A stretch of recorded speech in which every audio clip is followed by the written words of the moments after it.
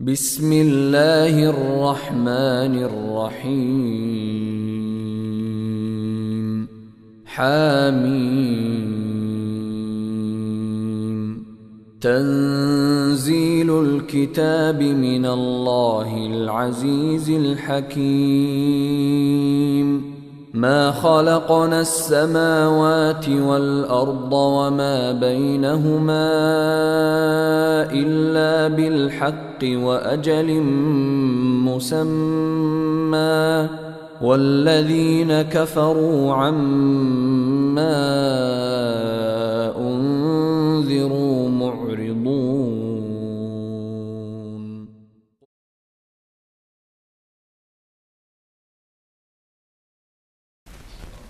السلام عليكم ورحمة الله وبركاته. بسم الله الرحمن الرحيم. الحمد لله رب العالمين والصلاة والسلام على سيد المرسلين نبينا محمد وعلى آله وصحبه أجمعين ومن تبعهم بإحسان إلى يوم الدين. أما بعد فأعوذ بالله من الشيطان الرجيم. ووصينا الإنسان بوالديه إحسانا حملته أمه كرها ووضعته كرها وحمله وفصاله 30 شهرا حتى إذا بلغ أشده وبلغ 40 سنة قال رب أوزعني أن أشكر نعمتك التي أنعمت علي وعلى والدي وأن أعمل صالحا ترضاه وأصلح لي في ذريتي إني تبت إليك وإني من المسلمين. আল্লাহ পাক রব্বুল আলামিন সমস্ত প্রশংসা দরুদ ও সালাম নাযিল করেন নবী সাল্লাল্লাহু আলাইহি সাল্লামের উপর। আজকে তাফসীর করব সূরা আহকাফের আয়াত নম্বর 15 থেকে। আল্লাহ পাক এতে মাতা পিতার সাথে সৎ ব্যবহারের ভালো আচরণের আদেশ করেছেন এবং মা বিশেষ করে এমন একটা পিরিয়ডে কষ্ট করেছে ছেলে মেয়ের ক্ষেত্রে যাতে বাবা অংশ রাখেনি। এসব বিষয়গুলি আল্লাহ পাক রব্বুল আলামিন উল্লেখ করেছেন আর তারপরে দোয়া শিখিয়েছেন নিজের জন্য নিজের ছেলে মেয়েদের জন্য। আল্লাহ পাক ইরশাদ করেছেন ওয়াসাইনাল ইনসানা বিওয়ালিদাইহি ইহসানা। আমি আল্লাহ আদেশ করছি। ওয়াসাইনাল ইনসানা, ওয়াসাই মানে হচ্ছে উপদেশ দেওয়া, আদেশ করা। ওয়াসাইনাল ইনসানা বিওয়ালিদাইহি, আমি আল্লাহ উপদেশ দিচ্ছি মানুষকে বিওয়ালিদাইহি ইহসানা, যেন তারা বা যেন মানুষ নিজ মাতা পিতার সাথে সদয় হয়, ইহসানা সদ্ব্যবহার করে, ভালো আচরণ করে সদয় হয়। ইহসান শব্দ আল্লাহ পাক রব্বুল আলামিন কোরআনে কারীমের একাধিক আয়াতে মাতা পিতার ক্ষেত্রে উল্লেখ করেছেন। ওয়াকাযা রাব্বুকা আল্লা তা'বুদু ইল্লা ইয়াহু ওয়া বিল ওয়ালিদাইনি ইহসানা, সূরা ইসরা, সূরা বনী ইসরা আল্লাহ পাক ইরশাদ করেছেন। সূরা লোকমানে রয়েছে মাতা পিতার কথা। এইভাবে আল্লাহ পাক রব্বুল আলামিন ইহসানের আদেশ করেছেন। তাহলে ইহসান কিসে হবে? আপনার মায়ের সাথে বাবার সাথে, এবং কোন বয়সে কেমনভাবে ইহসান হবে সেটা আপনাকে যে বিবেক দেওয়া হয়েছে তা দিয়ে বুঝতে হবে। কোন বয়সে কেমন ইহসান লাগবে? আপনার বাবার বয়স যখন 40 তখন যে ইহসান লাগবে, বাবার বয়স মায়ের বয়স যখন 60-70 তখন সেই রকম ইহসান না, অন্য ইহসানের প্রয়োজন রয়েছে। এই জন্য কোন সময়ে কেমন ইহসান লাগবে? আপনার বাবা মা আর্থিক দিক থেকে সচ্ছল, তখন তাদের সাথে কেমন ইহসান লাগবে। আর আরেকজনের বাবা মা আর্থিক দিক থেকে অভাবী, তাদের সাথে কেমন ইহসান লাগবে। দুটো ইহসান একই রকমের নয়। যখন আর্থিক ইহসানের প্রয়োজন, আর্থিক দিক থেকে সদ্ব্যবহারের প্রয়োজন, তখন আর্থিক দিক থেকে করতে হবে। অনেক সময় অর্থের প্রয়োজন নেই, ছেলের অর্থের প্রয়োজন করে না বাবা মায়ের, কিন্তু ভালো কথার প্রয়োজন রয়েছে, ভালো চেহারা দেখাবার প্রয়োজন রয়েছে, যাতে আপনি যখন চেহারাটা দেখাচ্ছেন মুখটা ভারী করে নয়, হ্যাঁ, চোখটা গরম করে নয়, যখন কথা বলছেন তো কর্কশ ভঙ্গিমায় নয়, নম্র ভাষায়, এসব সবসময় প্রয়োজন রয়েছে। সচ্ছল বাবা মা হোক অথবা অসচ্ছল হোক, সবসময় এর প্রয়োজন রয়েছে।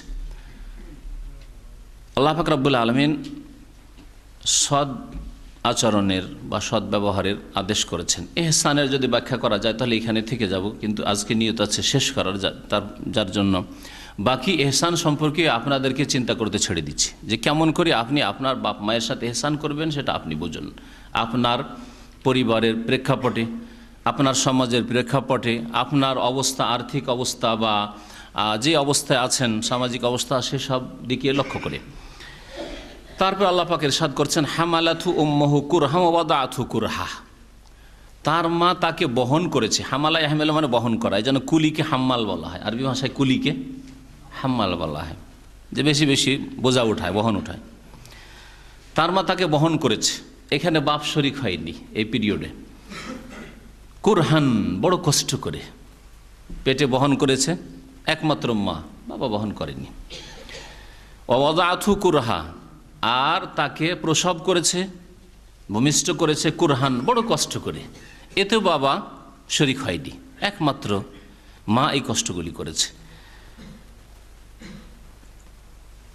ওয়া হামলুহু ওয়া ফিসালুহু সালাসুনা শাহরা, এবং তার বহনের সময়, ওয়া ফিসালুহু, আর তার দুধ পান করিয়ে দুধ ছাড়ানোর সময়। ফেসাল মানে হচ্ছে দুধ পান করানোর পরে দুধ ছাড়ানো, এরা হচ্ছে ফেসালের শাব্দিক অর্থ। এই জন্য বলো দুধ পান করানোর পরে, দুধ ছাড়ানোর সময়, আর পেটে গর্ভধারণের সময়, বহনের সময় হচ্ছে সালাসুনা শাহরা, 30 মাস। আল্লাহ এখানে দুটো সময়ের সম্পর্কে বললেন কি, কত মাস? 30 মাস। 30 মাসের মধ্যে পেটে বহন করাও আছে, মানে গর্ভধারণও আছে, আর তার মধ্যে দুধ পান করানো আছে। আর দুটি আয়াত রয়েছে কোরআনে কারীম, একটি সূরা বাকারাতে আছে, ওয়াল ওয়ালিদাতু ইউরদি'না আওলাদাহুন্না হাওলাইনি কামিলাইন। আল ওয়ালিদাতু, মায়েরা, ইউরদি'না আওলাদাহুন্না, নিজ নিজ সন্তান সন্ততিকে দুধ পান করাবে, হাউলাইনে কামিলাইন। হাউল মানে হচ্ছে বছর, আর হাউলাইন মানে 2 বছর, কামিলাইন পুরা 2 বছর। তাহলে দুধ পান কতদিন করাতে হবে? 2 বছর। এটা হচ্ছে হক, এটা হচ্ছে ন্যায্য হক। যদি কখনো স্বামী স্ত্রীতে ঝগড়া হয়, ঝগড়া হওয়ার পরে স্ত্রী বলছে আমি পান করাবো না দুধ, তোমার ছেলে তুমি নিয়ে যাও, 2 বছর অবশ্যই পান করাতে হবে, এটা তোমার উপর ফরজ। এই বাচ্চার হক এটা। তোমরা স্বামী স্ত্রী ঝগড়া করেছো, আপন জায়গায় থাক, কিন্তু একে পান করাতে হবে। এর বিপরীত যদি হয়, স্বামী স্ত্রীর ঝগড়া হয়েছে আর ছেলেকে টেনে নিয়ে স্বামী চললো, ঘটনা ঘটছে না অনেক সময় এরকম, না এই ছেলে নিয়ে যাওয়ার অধিকার নেই যতক্ষণ 2 বছরের মধ্যে আছে বয়স। 2 বছর ছেলেকে মায়ের কাছে থাকতে দিতে হবে দুধ পান করার জন্য। আল্লাহ কোরআনে কারীমে এই জন্য উল্লেখ করেছেন 2 বছরের কথা।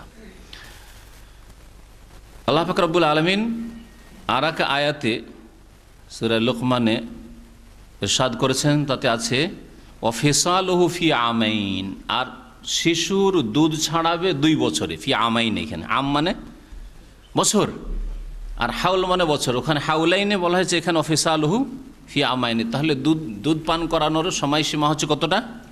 2 বছর।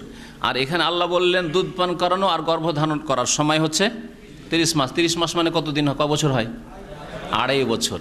ওলামারা এই 3 আয়াতের সমন্বয়ে, বা 2 রকমের 3 আয়াত, কিন্তু বিষয়বস্তু দুটো আয়াতে শুধু দুধ পান করানোর সময় 2 বছর বলা হয়েছে, আর এই আয়াতে দুধ পান করা আর গর্ভধারণ দুটোকে একসাথে বলা হয়েছে। এই 2 রকমের আয়াতের সমন্বয়ে বলেছেন যে গর্ভধারণের সর্বনিম্ন সময় হচ্ছে 6 মাস, সর্বনিম্ন সময়। অর্থাৎ বিয়ে হইল আজকে কোনো মানুষের, কোনো মুসলিমের, 6 মাস পুরা হতে হতে বাচ্চা ভূমিষ্ঠ হলো, তাহলে এই বাচ্চা কার? ওই স্বামীরই। 6 মাসের কমে 5 মাসে যদি বাচ্চা হয়ে যায়, না, বাচ্চা নাই ওর, যারও সন্তান, বাচ্চা তার নাই। 6 মাস পরে যদি বাচ্চা হয়, তাহলে বাবা কখনো অস্বীকার করার অধিকার রাখেন না। আপনি অস্বীকার করতে পারবেন না যে আমার বাচ্চা না, এটা না তোমারই বাচ্চা। সর্বনিম্ন সময় হচ্ছে 6। অধিকাংশ মহিলাদের সময় সম্পর্কে ওলামারা লিখেছেন 9 মাস। অধিকাংশ মহিলাদের গর্ভধারণের সময় হচ্ছে 9 মাস। হাত্তা ইযা বালাগা আশুদ্দাহ, এমনকি যখন সেই ছেলে ভূমিষ্ঠ হওয়ার পরে পৌঁছে গেল তার পূর্ণ শক্তির বয়সে। পূর্ণ শক্তির বয়স সম্পর্কে তাফসীরকারগণ বলেছেন তা হচ্ছে 18 বছর। 18 বছর বয়সে পৌঁছে গেলে শরীরে মোটামুটি পূর্ণ শক্তি, একজন মানুষের জন্য যে শক্তিটা লাগে পূর্ণ শক্তি হয়ে যেতে পারে। আজকাল ছেলেমেয়েদেরকে পড়াশোনা আমরা অতিরিক্ত করাচ্ছি, খারাপ না এটা, যার ফলে অনেক সময় 25 বছর পর্যন্ত ছেলে কাজকর্ম করে না, 30 বছর পর্যন্ত ছেলে কাজ করে না, পড়াশোনাই করেছে, মাস্টার ডিগ্রিতে আছে অথবা পিএইচডিতে আছে ইত্যাদি, এই করছে, ইঞ্জিনিয়ার হচ্ছে, ডাক্তার হচ্ছে, এমডি হচ্ছে, এই সময় 30-35 বছর বাবা খরচ করিয়ে যাচ্ছে। কিন্তু 18 বছর পর্যন্ত ওলামারা বলেছেন যে এটা হচ্ছে পূর্ণ শক্তি শরীরে হওয়ার বয়স। সুতরাং 18 বছর হলে বাবা যদি বলে যে আমি এখন পড়াবো না, তুমি কাজ করে খাও, তো বাবা গুনাহগার নয়। বালাগা শুদ্ধ, তার শরীরে শক্তি হয়ে গেছে। তার আগে পর্যন্ত 12 বছর 14 বছর 16 বছরের ছেলেকে দোকানপাটে লাগিয়ে দিবে কাজ করো বা জনমজুরে পাঠিয়ে দিবে, না জায়েজ নয়। যদি বাবা মা পড়ায় তারপরে 20 বছর 25 বছর হয়ে যাচ্ছে পড়াচ্ছে, সেটা বাবা মায়ের পক্ষ থেকে মুস্তাহাব, এহসান। আর বর্তমান যুগে মুসলিম উম্মায় উচ্চশিক্ষার প্রয়োজন রয়েছে, সেজন্য অনেক ক্ষেত্রে ফরজ হবে যদি শক্তি সামর্থ্য বাবা মায়ের থাকে আর্থিক দিক থেকে পড়াবার। আর যদি আর্থিক সচ্ছলতা না থাকে তো বাবার অধিকার আছে যে 18 বছর বয়স হয়ে গেছে বাবা, এখন তুমি করে খাও, কাজ করো, অন্য ছেলেদেরকে এখন তাদের পড়াতে হবে। ওয়াবালাগা 40 সানা, আর বিশেষ করে যখন পৌঁছে গেল 40 বছর বয়সে, তাহলে আশুদ্দাহু মানে 18 বছর বয়স। তাফসীরকারগণ বলছেন ওয়াবালাগা 40 সানা, বিশেষ করে যখন 40 বছর বয়স পৌঁছে যায় তখন শরীরের শক্তি শুধু পূর্ণতা লাভ করে না, বরং ব্রেন বুদ্ধির যে শক্তি আছে, জ্ঞানের যে শক্তি আছে, এই জ্ঞান শক্তি পূর্ণতা লাভ করে। 40 বছরের আগে মানুষের জ্ঞান পাকা হয় না, নাবালকি কিছু চরিত্র থেকে যায়, থাকে না? এই জন্য উলামায়ে কেরামরা লিখেছেন, তাফসীরকারগণ লিখেছেন যে কোনো নবীকে নবুয়ত 40 বছর আগে দেওয়া হয়নি।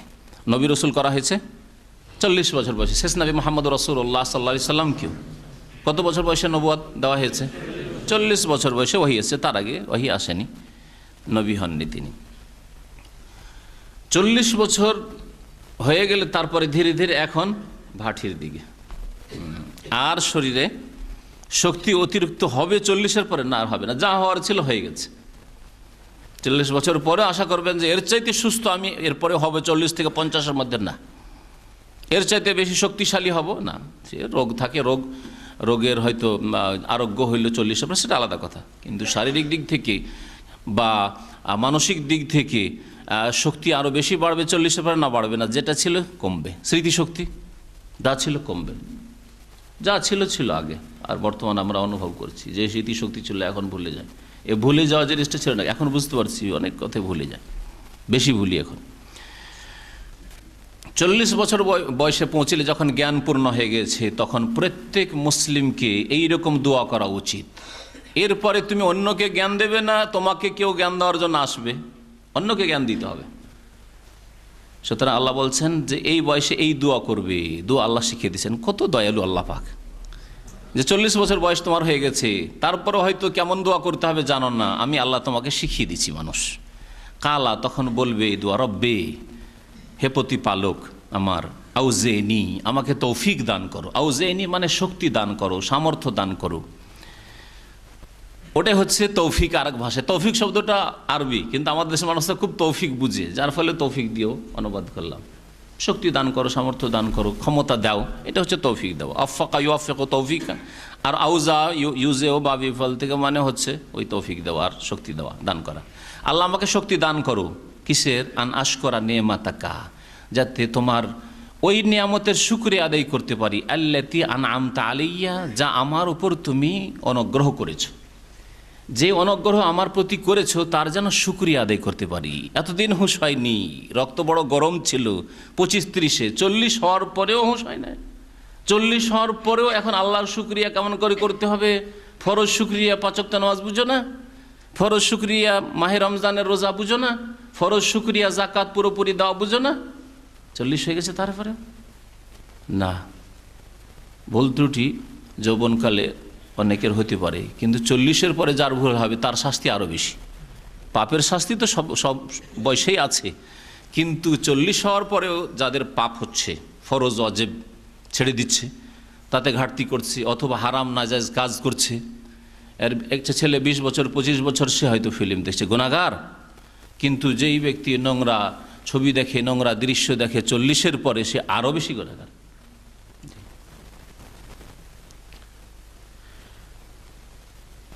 আল্লাহ পাক রব্বুল বলছেন যে এইভাবে দোয়া করবে যে আল্লাহ আমাকে তৌফিক দাও যেন শুকরিয়া আদায় করতে পারি তোমার ওই নিয়ামতের বা অনুগ্রহের যা তুমি আমার উপর অনুগ্রহ করেছো, আনআমতা আলাইয়া ওয়া আলা ওয়ালিদাইয়া, এবং আমার মাতা পিতার উপর যে অনুগ্রহ করেছো তারও যেন শুকরিয়া আদায় করতে পারি। এক একটি আয়াতের অংশ নিয়ে যদি চিন্তা করি তাহলে বড় বিস্তারিত তাফসীর হয়ে যাবে। চিন্তা করুন, আপনার ওপর আমার ওপর নিয়ামত হলে এর তো আমি শুকরিয়া আদায় করবো, কিন্তু আপনার বাবা মায়ের ওপর নিয়ামত হয়েছে, আমার বাবা মায়ের ওপর নিয়ামত হয়েছে, এর শুকরিয়া আল্লাহ আদায় করতে বলছেন কেন? কে এর জবাব দিতে পারে? বাবা মার এমন কোনো ব্যক্তি নেই যে বাবা মায়ের নিয়ামত থেকে ভাগ পায়নি, যে কোনো দিক থেকে, শুধু আর্থিক দিক থেকে না। বাবা মা যদি শিক্ষিত হয় তো ছেলে মেয়ে অবশ্যই শিক্ষিত হয়েছে। বাবা মা যদি আমাকে আপনাকে চাষি করে রেখে দিত, এখানে বসার ক্ষমতা ছিল? এটা তো প্রথম আমার মেহনতের আগে বাবা মায়ের দান, আল্লাহর পরে বাবা মায়ের থেকে ভাগ পেয়েছি। এটা যে আমাকে মাদ্রাসা পাঠিয়েছে, কাউকে স্কুলে পাঠিয়েছে, পড়াশোনা করিয়েছে, আদব কায়দা শিখিয়েছে। বহু লোক আছে নামাজের কথা বললে পালায় মুসলিম, এই ভাগ থেকে পেয়েছে। এমনিতে এরকম হয়নি, নামাজের কথা বললে আর দেখাই করবে না, পালায় দূরে দেখি। রাত 3টার সময় গাড়ি ধুচ্ছে, 4:30 5টার সময় নামাজ পড়তে গিয়ে বলছে নামাজ পড়তে চাও, ঠান্ডায় গাড়ি ধুচ্ছে, নামাজ পড়তে দূরে পালায়। ভাগ পেয়েছে বাপ মা থেকে। বাপ মা এরকমই ছিল, কিছু শিখায়নি। আলহামদুলিল্লাহ বলেন যে আপনি ভাগ পেয়েছেন এই বাপ মা থেকে নামাজ। বাপ মা থেকে নামাজ না পেতেন তো আপনি ওইরকমই হইতেন। এই জন্য আল্লাহ তুমি বাপ মাকে যে নিয়ামত দিয়েছো তারও শুকরিয়া আদায় করো, তৌফিক দান করো। বাপ মাকে আল্লাহ যে ধন দৌলত দিয়েছে ভাগ পান না? বাপ মাকে ব্রেন বুদ্ধি স্মৃতিশক্তি বংশ পরম্পরা অনেক সময় পাওয়া যায়। যে বংশে দেখবে যে না এদের মেধা শক্তি আগে থেকেই ভালো, তাদের ছেলেরা বেশিরভাগ ভালো।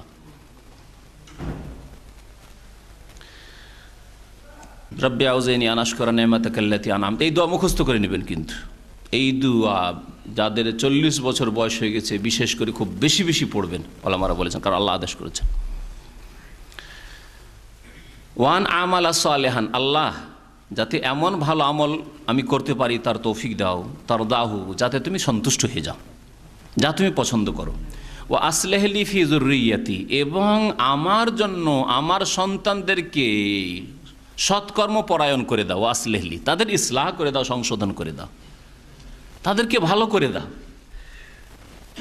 এখানে দোয়া করছেন সন্তানদের জন্য, সন্তানদেরকে সৎকর্ম পরায়ণ করে দাও, ভালো ভালো মানুষ করে দাও। আর লি তার সাথে আল্লাহ লাগিয়েছেন আমার জন্য। তাহলে ছেলে মেয়ে যদি ভালো হয় তাহলে ওতে বাবারও ফায়দা আছে, আছে না? জি। ইন্নী তুবতু ইলাইকা, আল্লাহ আমি তোমার দরবারে তওবা করছি। তোমার তওবা মানে ফিরে আসা, তোমার কাছে অনুশোচনা ভরে ফিরে আসছি। ওয়া ইন্নী মিনাল মুসলিমিন, আর আমি অঙ্গীকার করছি যে আমি মুসলিম আত্মসমর্পণকারীদের অন্তর্ভুক্ত। আমি ইকরার করছি, অঙ্গীকার করছি। আল্লাহ পাক বলছেন যে উলাইকাল্লাযীনা নাতাকাব্বালু আনহুম আহসানা মা আমিলু, এরাই তো ওই লোকেরা যাদের পক্ষ থেকে আমি কবুল করব, গ্রহণ করব। আহসানা মা আমিলু, ওই সব ভালো আমল যা তারা করেছে। তাহলে যারা এইরকম ভালো আচরণ করবে মাতা পিতার সাথে, তারপরে 40 বছর বয়সে পৌঁছলে বা তার আগে থেকে এইরকম আল্লাহর কাছে দোয়া করবে। আরবি ভাষায় দোয়া করা ফরজ নয়, আপনি এই দোয়াগুলি আপনি নিজের ভাষাও করতে পারেন, কিন্তু দোয়া করেন। এই ধরনের দোয়া আপনার জীবনে আছে, করেন আল্লাহ পাকের কাছে দোয়া। নিয়ামতের কটি জিনিস আছে চিন্তা করে দেখুন। শুকরিয়া আদায় করবেন আল্লাহ পাকের, আপনার উপর যে নিয়ামত, আবার বাবা মায়ের ওপর নিয়ামত। হ্যাঁ, নেক আমলের তৌফিক আল্লাহর কাছে চাইবেন। ছেলে মেয়েকে আল্লাহ সৎ করে দাও, দোয়া করবেন। তারপরে তওবার অঙ্গীকার, আল্লাহ তোমার কাছে তওবা করছি, তওবা করবে আল্লাহ পাকের কাছে। আল্লাহর কাছে অঙ্গীকার করবেন যে আল্লাহ আমি মুসলিম। 5টি বিষয় আল্লাহ উল্লেখ করেছেন এই দোয়ায়। যারা এই রকম দোয়া করে, এই 5টি বিষয় যে আল্লাহ উল্লেখ করেছেন, আল্লাহ বলছেন তাদের ভালো আমলগুলি আমি কবুল করি, কারণ তারাই হচ্ছে সৎকর্মশীল। ওয়া নাতাজাওয়াজু আন সাইয়্যাতিহিম, আর তাদের ভুল ভ্রান্তিগুলি, গুনাহগুলিকে আমি উপেক্ষা করি। তাজাওয়াজা মানে উপেক্ষা করে দাও। কে উপেক্ষা করে? না, যে মাফ করেছে। উদ্দেশ্য হচ্ছে উপেক্ষা করা মানে তাহলে মাফ করে দেওয়া। আপনি আপনার স্ত্রী ভুল করছে, উপেক্ষা করে দাও। আমি অনেক উপেক্ষা করি, মানে কি? মানে ধরি না, মাফ করে দিই। তো তাজাওয়াজও শাব্দিক অর্থ করলাম উপেক্ষা করা, মানে মার্জনা করে দিই, মাফ করে দিই। আল্লাহ বলছেন ফি আসহাবিল জান্নাহ, এবং তাদেরকে শামিল করি জান্নাতীদের দলে। ফি আসহাবিল জান্নাহ, জান্নাতওয়ালাদের দলে। ওয়াদা সিদক, এ হচ্ছে সত্য, ওয়াদা সত্য প্রতিশ্রুতি। আল্লাযী কানু ইউআদুন, যা তাদের সাথে করা হয়েছে, যে ওয়াদা করা হয়েছে। আল্লাহ পাক রব্বুল আলামিন সৎ সন্তানের কথা উল্লেখ করলেন এই 2টি আয়াতে। তারপরের আয়াতে 17 নম্বর আয়াতে আল্লাহ পাক রব্বুল আলামিন অসৎ, পাপিষ্ঠ, নাফরমান,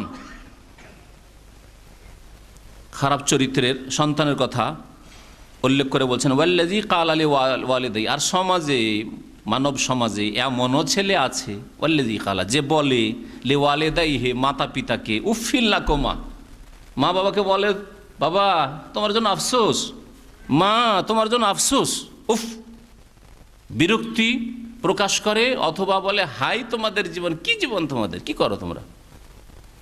আজকাল এরকম ছেলে খুব বেশি তৈরি হচ্ছে, যারা বাবাকে বলে কিছু বুঝে না আমার বাবা, অশিক্ষিত। আজকাল অধিকাংশ ইংলিশ মিডিয়াম থেকে পড়ে যায়, আর আরবি মাদ্রাসাতেই পড়ান বলে আমার বাবা আসলে কিছু বুঝতো না।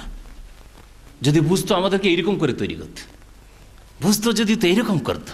ওরে সুবহানাল্লাহ, আপনার বাবা মা যদি নেক থাকে, সৎ থাকে, আপনার চাইতে বেশি বুঝেছে যে আমার ছেলের আগে ঈমান রক্ষা করতে হবে, নামাজ রক্ষা করতে হবে, তারপর আমাকে ডাক্তার ইঞ্জিনিয়ার তৈরি করতে হবে, তারপরে আমাকে যা কিছু করতে হয় করতে হবে, কোথায় পড়াইতে হবে সেটা বেশি বুঝেছে।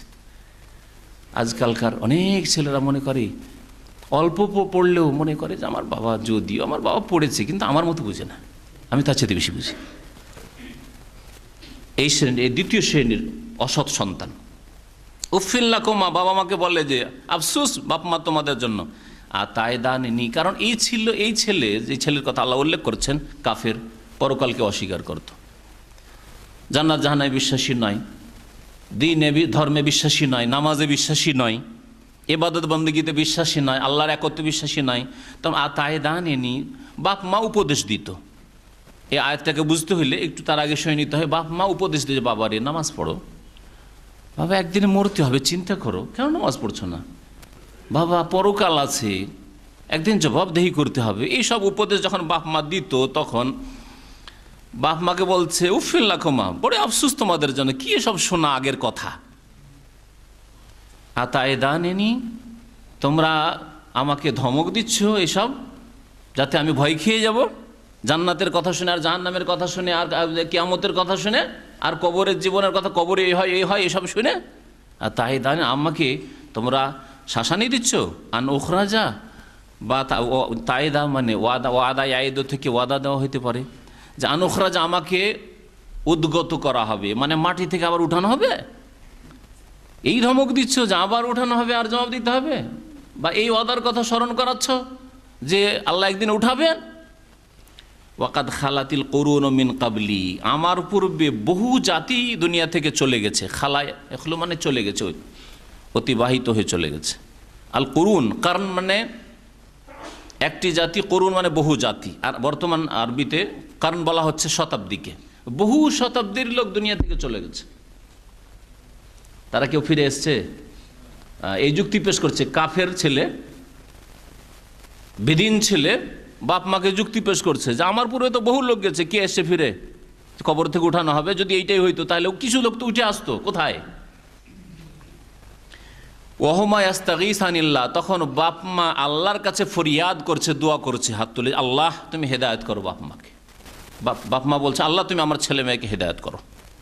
অহমা ইস্তাগীসান, আল্লাহর কাছে ফরিয়াদ করছে, আল্লাহর কাছে কাকুতি মিনতি করছে। আর ওই ছেলেকে বলছে ওয়াইলাকা, ছেলে তোমার দুর্ভোগ হোক, সর্বনাশ হয়ে যাবে তোমার। আমেন, তুমি ঈমান নিয়ে আসো, বিশ্বাস করো, কবরের জীবনকে বিশ্বাস করো, পরকালকে বিশ্বাস করো, মতের পরে পুনরুত্থান হবে বিশ্বাস করো, জান্নাত জাহান্নাম বিশ্বাস করো। আমেন, ঈমান নিয়ে আসো।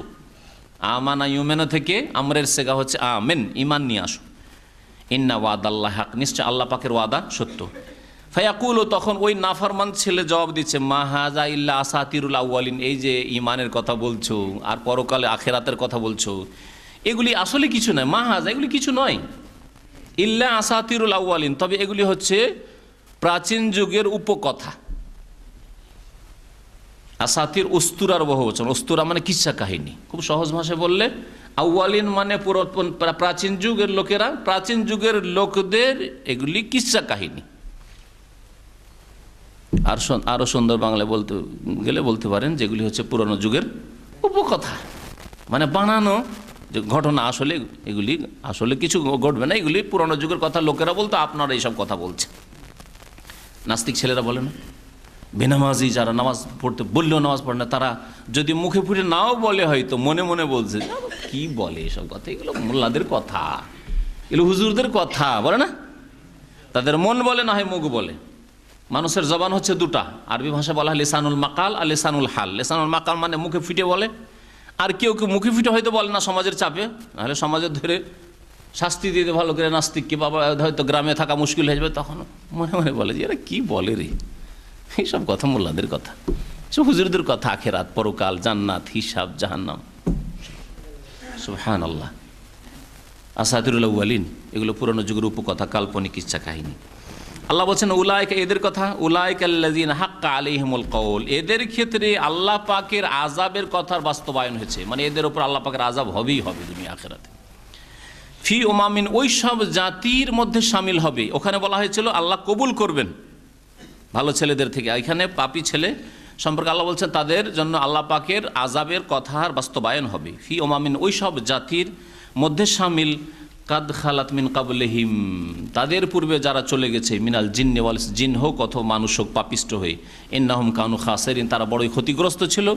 আর এই শ্রেণীর অবাধ্য ছেলে, বেদিন ছেলে, বেনামাজি ছেলে হচ্ছে ওই রকম ইন্নাহুম কানু খাসিরিন, বড়ই ক্ষতিগ্রস্ত। ইন্নাল ইনসানা লাফি খুসর, মানুষ ক্ষতিগ্রস্ত যদি চারটি গুণ না থাকে। মানুষ ক্ষতিগ্রস্ত যদি চারটি গুণ না থাকে। কি না থাকে? ঈমান যদি না থাকে ক্ষতিগ্রস্ত, ও আমলুস সালিহাত, ফরজ ওয়াজিব পালন করা না থাকে, হারাম নাজায়েজ থেকে বেঁচে না থাকে, ও আমলুস সালিহ, নেক আমল না থাকে, তাহলে ক্ষতিগ্রস্ত। ভালো কাজের দিকে আহ্বান না করে, দাওয়াতের কাজ, ইসলামের খেদমতের কাজ না করে, ক্ষতিগ্রস্ত। ইসলাম প্রচারের কাজ না করলে ক্ষতিগ্রস্ত। মুখ বন্ধ করে বসে থাকেন, অন্যায়ের বিরুদ্ধেও কিছু বলবেন না, সোচ্চার হবেন না, ক্ষতিগ্রস্ত। অন্যায়কে নির্মূল করতে হবে, ন্যায়কে সারা দুনিয়ায় পৌঁছাতে হবে, তাহলে লাভবান। চতুর্থ নম্বর, যদি ধৈর্য ধারণ করে অটল না থাকেন এই কাজের উপরে, একদিন করলাম তারপরে ছেড়ে দিলাম, 2-4 দিন তো গেলাম বাইরে এদিক সেদিক দিনের দাওয়াতের জন্য, তারপরে বাদ দিলাম, দেখলাম যে এখানে পরিবেশ অনুকূলে লাগে না, উল্টো দিকে লাগে, বাদ দিলাম, তাহলে ক্ষতিগ্রস্ত। 4টি গুণ মনে রাখবেন। জান্নাতি হওয়ার জন্য, লাভবান হওয়ার জন্য দুনিয়া আখিরাতে এই 4টি গুণ লাগবে। সূরা আসরে আল্লাহ পাক উল্লেখ করেছেন। আল্লাহ পাক বলছেন ওয়ালিকুল্লিন দারাজাতুম মিম্মা আমিলু, প্রত্যেক ব্যক্তির জন্য বহু স্তর রয়েছে, মর্যাদা রয়েছে, মিম্মা আমিলু, তাদের আমল অনুপাতে। প্রত্যেক মানুষের জন্য আপন আপন আপনার স্টেজ রয়েছে, আল্লাহ পাকের কাছে স্তর রয়েছে, মিম্মা আমিলু, আপনার আমল অনুপাতে। আপনার আমল যদি আপনার স্থান তৈরি করে জাহান্নামে, তো জাহান্নামেও একটা স্তর আছে। কোন স্তরের? মুনাফিকদের নিম্ন স্তরে, না মধ্য স্তরে, না উপরে আবু তালেবের মতো হালকা আযাবে, আপনার স্তর আছে। ওই রকমের জান্নাতে স্তর আছে, জান্নাতুল ফিরদৌসে, না মধ্যখানে, না জান্নাতের এক কিনারায়। আল্লাহ পাক ওয়ালিকুল্লিন, প্রত্যেক মানুষের জন্য বহু স্তর নির্ধারিত আছে, মিম্মা আমিলু, তাদের আমল কর্ম অনুপাতে। ওয়ালি ইউআফিয়াহুম আমালাহুম, আল্লাহ পাক যেন তাদেরকে তাদের আমলের কর্মের পুরোপুরি প্রতিদান দিয়ে দেন। আল্লাহ পাক এই জন্য মানুষকে সৃষ্টি করেছেন, যে মানুষ আমল করে কর্ম করে এখান থেকে যাবে, আর তার বদলে আল্লাহ পাক দেবেন। ওহুম লা ইউজলামুন, আর তাদের উপর কোনো রকমের জুলম করা হবে না। আল্লাহ পাক তাদের যা পাওনা তা দিয়ে দিবেন। ওয়াইয়াউমা ইউরাজুল্লাযিনা কাফারু আলান নার, আর সেই দিনকে স্মরণ করো যেই দিন কাফেরদেরকে পেশ করা হবে। শাব্দিক অর্থ করলাম, আরাজা ইয়ারেজো মানে পেশ করা, আর তার ভাব অর্থ করতে পারেন যেই দিন কাফেরদেরকে, ইয়াউমা ইউরাজুল্লাযিনা কাফারু, কাফেরদেরকে নিক্ষেপ করা হবে, কাফেরদেরকে হাজির করা হবে আলান নার, জাহান্নামের সামনে, জাহান্নামের কাছে হাজির করা হবে অথবা জাহান্নামে নিক্ষেপ করা হবে। আর জাহান্নামে যখন নিক্ষেপ করা হবে তখন আল্লাহর পক্ষ থেকে ফেরেশতারা বলবেন, আযহাবতুম তাইয়্যিবাতিকুম ফি হায়াতিকুমুদ দুনিয়া, তোমরা তোমাদের ভালো ভালো যে ভোগের বস্তুগুলি ছিল, তাইয়্যিবাত পাক পবিত্র জীবন, এটাকে তোমরা নিঃশেষ করে ফেলেছো ফি হায়াতিকুমুদ দুনিয়া, তোমাদের পার্থিব জীবনে। তোমরা আসলে পার্থিব জীবনকে কর্মক্ষেত্র মনে করনি, পার্থিব জীবনকে মনে করেছিলে যে দুনিয়া মানে তো ভোগের জিনিস। সুতরাং এইখানে আবার একটা স্ত্রী নিয়ে সারা জীবনটা কাটিতে হবে কেন? যেখানে পাবো সেখানে, দুনিয়াতে খুব ভোগ করেছো তো। দুনিয়া মানে তো আরাম বিশ্রামের জায়গা, এখানে আল্লাহ দিয়েছে সুযোগ, অভাব নাই, কিছু নাই, কেন ভোর 4টার সময় উঠবো, সকাল 9টায় ডিউটি, কেন ফজরে উঠবো? খুব ভোগ করেছ। আযহাবতুম তাইয়্যিবাতিকুম, খুব লম্বা ঘুম দিয়েছ, নিদ্রায় কোনো অভাব ছিল না। আযহাবতুম তাইয়্যিবাতিকুম, আয়াতের তাফসীর ভালো করে শুনবেন। সাহাবায়ে কেরামরা এই আয়াত নাযিল হওয়ার পরে এত ভয়ভীত হয়েছিলেন যে ভালো কিছু কোনোদিন খেতে পেলে ভয়ে পড়ে যেতেন, যে আজকে এত ভালো খেয়ে নিলাম তো আল্লাহ তো জান্নাতে মাহরুম করে দিব, হইতে পারে আমাদেরকে বলা হইতে পারে যে দুনিয়াতে খেয়ে ফেলেছো আর পাবে না। সুবহানাল্লাহ, কত ভয় করত, অথচ কত কষ্টের জীবন যাপন করেছেন, ভাত জীবনে খেতে পাননি। হ্যাঁ, উটের দুধ, না হয় মাঝে মধ্যে কখনো উটের গোস্ত, বকরির গোস্ত, আর না হইলে আসল প্রধান খাদ্য তাদের খেজুর আর পানি, আর তাতেই এত ভয় পেতেন তারা। আর আজকে কত রকমের খাচ্ছেন আর কত রকমের ভোগ করছেন, আর তারপর আবার হারাম ভোগ। বিশেষ করে যারা হারাম ভোগ করবে, হারাম ঘুম ভোগ করবে, হারাম খাওয়ার জিনিস ভোগ করবে, হারাম পানীয় ভোগ করবে, শরাব, মদ, বিড়ি, সিগারেট, গাঁজা, হারাম আরাম বিশ্রাম করবে, হারাম এই চোখের ভোগ করবে, হারাম জিনিস দেখবে, ফিল্ম, ব্লু ফিল্ম দেখা, চোখের ভোগ।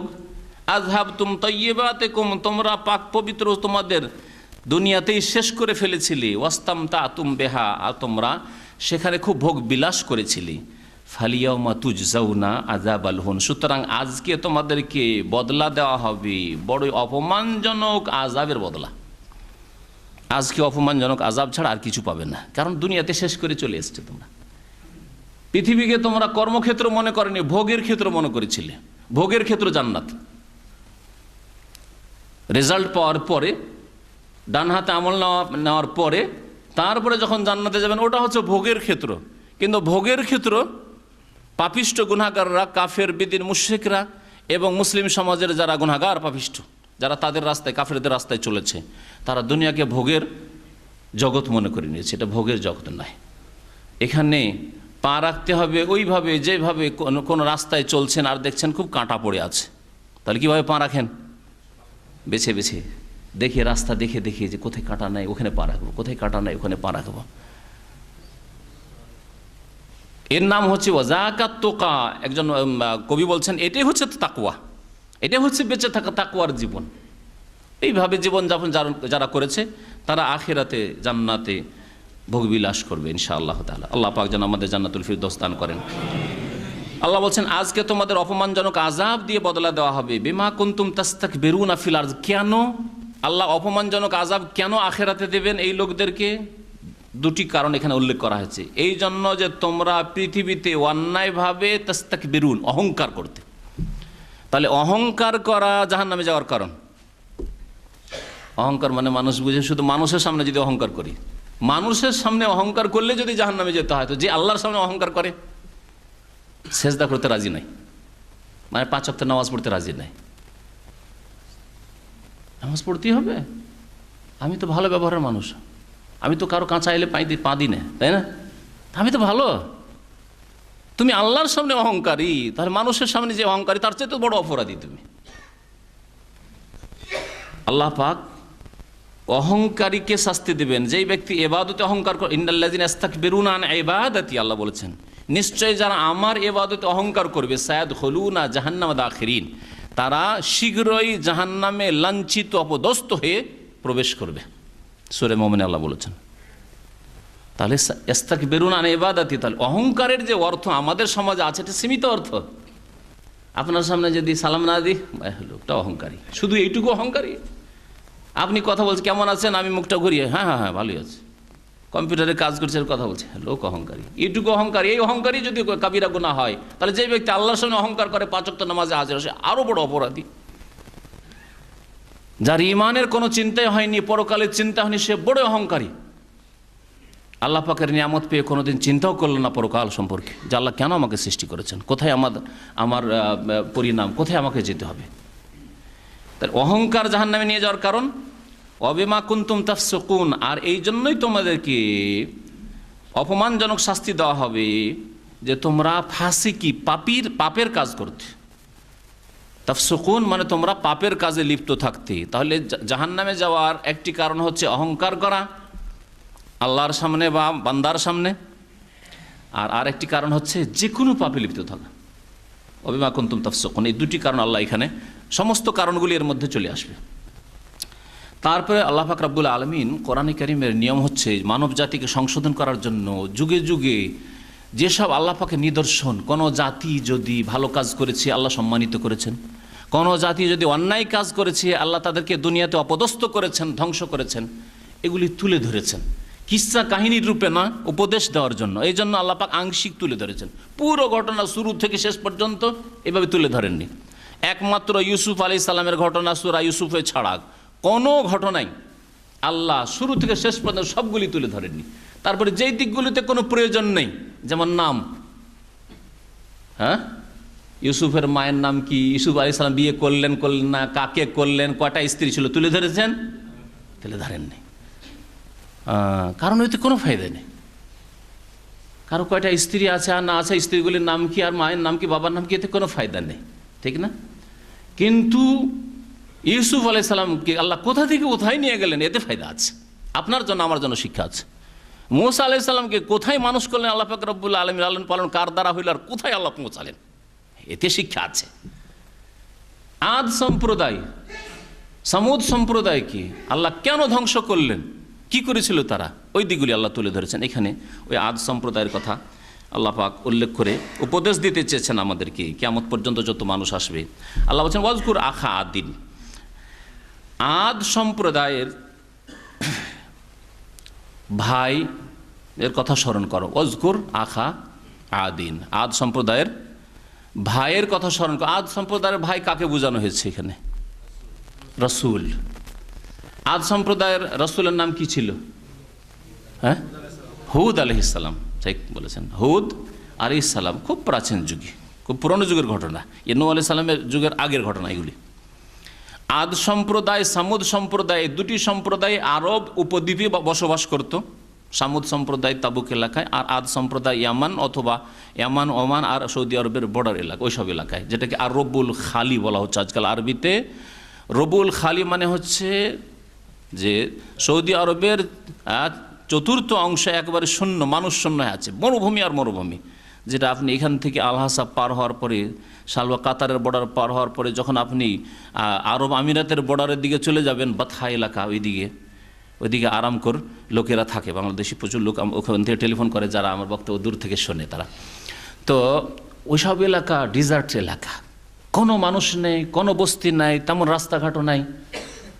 মাঝে মধ্যে ইন্টারনেটে দেখা যায় যে ওখানে কেউ গাড়ি নিয়ে ফেসে গেছে, গাড়ি খারাপ হয়ে গেছে, কেউ সহযোগিতা করার নেই, মারা গেছে, খোঁজ খবর নাই।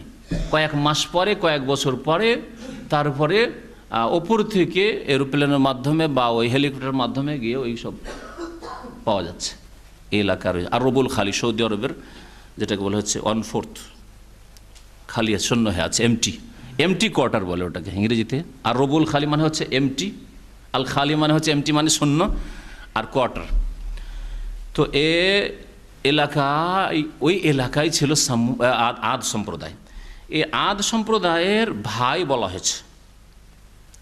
এতে থেকে কিছু আজকাল যারা ইসলামে নতুনত্ব চায়, তার এর থেকে দলিল নেওয়ার চেষ্টা করেছে যে কাফেরকে ভাই বলা যাবে, অমুসলিমকে ভাই বলা যাবে। অজকুর আখা আদিন, আদ সম্প্রদায়ের ভাইকে স্মরণ করো। তো আদ সম্প্রদায় কাফের ছিল, আর এখানে তার ভাই, তাদের ভাই বলা হচ্ছে কাকে? হুদ আলাইহিসসালাম মুমিন ছিলেন, নবী ছিলেন, রাসূল ছিলেন। এখানে যেমন ভাই বলা হইলো, সেই জন্য বলতে পারি যে কোনো খ্রিস্টানকে, ইহুদিকে ব্রাদার, ভাই কেমন আছেন, হ্যাঁ আমার এক খ্রিস্টান ভাই আমার রুমে থাকে, বলতে পারেন। আজকাল ইসলামের নামে নতুনত্ব চায় কিছু লোকেরা, মডার্ন ইসলাম তারা নিতে চায়। এই ধরনের লোক যারা, এখান থেকে তারা দলিল নেওয়ার চেষ্টা করেছে। অথচ স্পষ্ট আয়াত যেটা আছে, ইন্নামাল মুমিনুনা ইখওয়া, নিশ্চয়ই মুমিনরা একে অপরের ভাই, ওই আয়াত ছেড়ে দিল। আবার ওই আয়াত গেল কোথায়? যেখানে নূহ আলাইহিস সালামকে আল্লাহ বলছেন ছেলে যখন কুফরি করলো, কেনান ইন্নাহু লাইসা মিন আহলিক, এ তোমার পরিবারের লোক নয়। ওই আয়াত উপেক্ষা করলো। হ্যাঁ, ফাইন তাবু আকামুস সালাতা ওয়া আতাউজ যাকাতা ফাইখওয়ানুকুম ফিদ্দিন, সূরা তওবার আয়াত। তারা তওবা করে যদি নামাজ কায়েম করে, যাকাত দেয়, তাহলে তোমাদের দ্বীনি ভাই, ধর্মীয় ভাই। ওই আয়াত ছেড়ে দিল। দেখলেন, স্পষ্ট আয়াত ছেড়ে দিয়ে দেন অস্পষ্ট, যেটা অন্তরের বক্রতার প্রমাণ হচ্ছে যে যারা স্পষ্ট ছেড়ে দিয়ে অস্পষ্টর পিছনে ছড়বে। সূরা আলে ইমরানের শুরুতে যদি তাফসীর পড়েন 2-3টা পাতা, তাহলে ওই আয়াত পেয়ে যাবেন। ফাম্মাল্লাযিনা ফি কুলুবিহিম যায়গ, যাদের অন্তরে বক্রতা আছে, ওই সন্দেহের জিনিসগুলি খুঁজে, অস্পষ্ট জিনিসগুলি খুঁজে, আর স্পষ্টকে ছেড়ে দেয়। কবর মাজার পূজার জন্য অস্পষ্ট কথা খুঁজবে, আর স্পষ্ট আল্লাহ শিরক নিষেধ করছেন, আল্লাহ একমাত্র আসি, আল্লাহকে সেজদা করো, আল্লাহ ছাড়া লা তাসজুদু লিশ-শামসি ওয়াল কমর, সব ছেড়ে দেবে। স্পষ্ট আয়াত ছেড়ে দিয়ে অস্পষ্টের পিছনে ছুটবে না। এটা হচ্ছে যে কোনো গুমরাহ পথভ্রষ্টদের লক্ষণ। এখানে আখা আদিন, আদের ভাইয়ের কথা, আদ সম্প্রদায়ের ভাইয়ের কথা স্মরণ করো, মানে ওই বংশের যেহেতু তিনি লোক ছিলেন, বংশের লোক হওয়ার ক্ষেত্রে বলা হয়েছে। কিন্তু একজন হিন্দু, একজন খ্রিস্টান, একজন ইহুদি যে আপনার বংশের না, সেই ক্ষেত্রে ভাই বলা, এখান থেকে দলিল নেওয়া যুক্তিসঙ্গত। আপনার বংশেরই যদি হয়, আর যদি কেউ নাস্তিক হয়ে যায়, তাহলে কেউ বলতে পারে যেটা তো আপনাদেরই ভাই, আপনাদের ভাই মানে আপনার বংশের লোক, এই অর্থে এখানে বোঝানো হয়েছে। এখানে এই কথা বলতে বলা হয়নি যে কাফেরকে ভাই বলো, কারণ আল্লাহ শর্ত বলছেন তারা তওবা করে নামাজ কায়েম করে, যাকাত দেয়, ঈমান নিয়ে আসে, তাহলে তারা ইখওয়ানুকুম ফিদ্দিন, তাহলে ধর্মীয় ভাই। তাহলে ইসলামে যে ধর্মীয় ভ্রাতৃত্ব আছে, ঈমানি উখুওয়াত, ঈমানি ভ্রাতৃত্ব আছে, যেটা দুনিয়ার কোনো দিনে নেই, কোনো ধর্মে নেই। আর এই বিষয়টি মুসলিমদেরকে সবচেয়ে বেশি শক্তিশালী করতে পারে, যেখানকারই হন না কেন। আমরা এক হাতের মতো, কারণ আমরা দিনী ভাই, আমাদের সম্পর্ক হচ্ছে ঈমানের সম্পর্ক। আজকে আমাদেরকে বিচ্ছিন্ন করেছে জাতীয়তা, ভাষার জাতীয়তা, রঙের জাতীয়তা, অঞ্চলের এলাকার জাতীয়তা, বর্ডারের জাতীয়তা, মানুষের তৈরি করা বর্ডারের জাতীয়তা, নানা রকমের জাতীয়তা। এই জাতীয়তা একদিকে কুফরির দিকে, যেমন ধর্ম নিরপেক্ষতা কুফরি, তেমন জাতীয়তা কুফরি। আমাদের দেশে যারা ইসলাম করে, তারা এই কথাগুলো আবার বলে না, শুধু ধর্ম নিরপেক্ষতার কথা বলবে, হ্যাঁ, কিন্তু জাতীয়তা যে কুফরি কথা বলবে না। জাতীয়তা কুফরি। জাতীয়তা যদি কোনো স্থান থাকতো ইসলামে, তাহলে আমার পাশে বাড়িতে যদি কোনো কাফের থাকে, আমার প্রতিবেশী হচ্ছে কাফের, আর আপনার বাড়ি 5000 কিলোমিটার দূরে আমার বাড়ি থেকে, তাহলে কে কাছের হয়? কাফের কাছের হয়, যে আমার পাশে বাস করে। মেনে নেবেন এটা কুফরি, স্পষ্ট কুফরি। 10,000-20,000 কিলোমিটার দূরে থাকে, কিন্তু সে ব্যক্তি মুমিন, রঙের সাথে সম্পর্ক নাই, ভাষার সাথে সম্পর্ক নাই, তার ভাষার একটা শব্দ বুঝি না, সে আমার অত্যন্ত নিকটবর্তী, আর আমার বাড়ির পাশে যে থাকে সে আল্লাহর শত্রু, আল্লাহর দিনের শত্রু, সে আমার থেকে অনেক দূরে। তার মানে তার সাথে খারাপ ব্যবহার করব না, ঠিক আছে। দুনিয়ার চলাফেরার জন্য যতটুকু ভালো ব্যবহার লাগে, কেমন আছে, ভালো আছো, অসুস্থ হলেন, নবী সাল্লাল্লাহু আলাইহি ওয়াসাল্লাম ইহুদির ছেলেকে দেখতে গেছেন, এসব আপন জায়গায় ঠিক আছে। কারো সাথে খারাপ ব্যবহার ইসলাম করতে পারেনি, কিন্তু তাকে ভাই বলবেন বা তাকে আত্মীয় বলবেন, বা এর ভিত্তিতে জাতীয়তা কায়েম হবে যে আমরা একই এলাকার লোক, একই ডিস্ট্রিক্ট, একই থানার লোক, কুফরি মতবাদ। এটা হচ্ছে কুফরি মতবাদ, কারণ এর ভিত্তিতে লড়াই হচ্ছে। রিয়াজে কিছুদিন আগে লড়াই করেছে 2 দল বাঙালি, এক দল কুমিল্লা, আর এক দল নোয়াখালী। কুমিল্লা নোয়াখালীর লড়াই, জি হ্যাঁ, কিসের জন্য হলো? জাতীয়তার জন্য। কুয়েতে লড়াই হয়েছে, একদিকে বাঙালি আরেকদিকে মিশরি, একজন আর একজন, দুইজন, এইদিকে বাঙালি, এই যে একদিকে মিশরি, দুইজন লড়াই শুরু হলো, আর এইদিকে শত শত বাঙালি, এইদিকে শত শত মিশরি হাজির। জি, এটাই হচ্ছে কুফরি জাতীয়তা। অথচ সেখানে উচিত ছিল কি, যে দোষ কার বিচার করব আমরা, এরাও মুসলিম ওরাও মুসলিম, ঠিক আছে, যে অপরাধী আছে জালেম আছে তার শাস্তি দেব। অথবা আমরা বিচার না করতে পারি, তাহলে বিচার যেখানে হবে আদালতে পেশ করব। কিন্তু এই দিক থেকে ওই দিক থেকে ইট পাটকেল নিয়ে, লোহা নিয়ে, আর যা কিছু আসে সামনে তা নিয়ে যুদ্ধ চলেছে কয়েক ঘন্টা ধরে। হ্যাঁ, জি, জাতীয়তা কুফরি, জাতীয়তা কুফরি মনে রাখবেন। ইসলামিক কোনো জাতীয়তা নাই ইসলামের জাতীয়তা ছাড়া। আল্লাহ পাক আমাদেরকে জমা করেছেন, একত্রিত করেছেন ইসলাম দিয়ে। নাহনু কওমুন আ'আজ্জানাল্লাহু বিল ইসলাম। ওমর রাদিয়াল্লাহু আনহু বলছেন, আমরা এমন জাতি যাদেরকে আল্লাহ ইজ্জত দিয়েছেন কি দিয়ে? ইসলাম দিয়ে আল্লাহ সম্মানিত করেছেন। ফা মাহমাবতাগাইনাল ইজ্জাতা মিন গায়রিহি, যদি ইসলাম ছাড়া অন্য কোনো জিনিস দিয়ে আমরা শক্তিশালী হতে চাই, যে আমরা এই জাতীয়তা ভাষার ভিত্তিতে আমরা শক্তিশালী হব, আঞ্চলিকতার ভিত্তিতে আমরা শক্তিশালী হব, আমরা রঙের ভিত্তিতে শক্তিশালী হব, তাহলে আযাল্লানাল্লাহ, আল্লাহ আমাদেরকে লাঞ্ছিত করে দেবেন, লাঞ্ছিত করে দেবেন। এইভাবে আরব জাতীয়তা লাঞ্ছিত করেছে ফিলিস্তিনি ভাইদেরকে। এই আরব জাতীয়তা মানে আমরা ফিলিস্তিনি সমস্যাকে এখন আমাদের সমস্যা, ভারতীয় মুসলমানদের সমস্যা মনে করি না, এটা বাংলাদেশের মুসলমানদের সমস্যা মনে করি না, এটা পাকিস্তানের মুসলিমদের সমস্যা মনে করি না, এটা আরবদের সমস্যা। কাফেররা এইভাবে আমাদেরকে বুঝিয়ে দিয়েছে। অথচ ফিলিস্তিনি সমস্যা ইহুদিদের সাথে, এটা প্রত্যেক মুসলিমের সমস্যা। শুধু ফিলিস্তিনের উপর আক্রমণ না, প্রত্যেক মুসলিমের উপর আক্রমণ।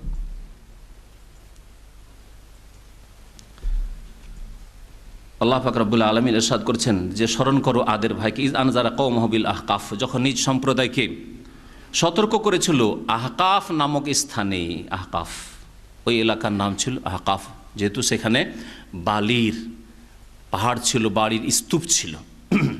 ওয়াকাদ খালাতিন নজরু মিন বাইনি ইয়াদাইহি ওয়া মিন খালফিহি, আর তাদের পূর্বে এবং তাদের পরে বহু সতর্ককারী নবী রসুলগণ এসেছিলেন।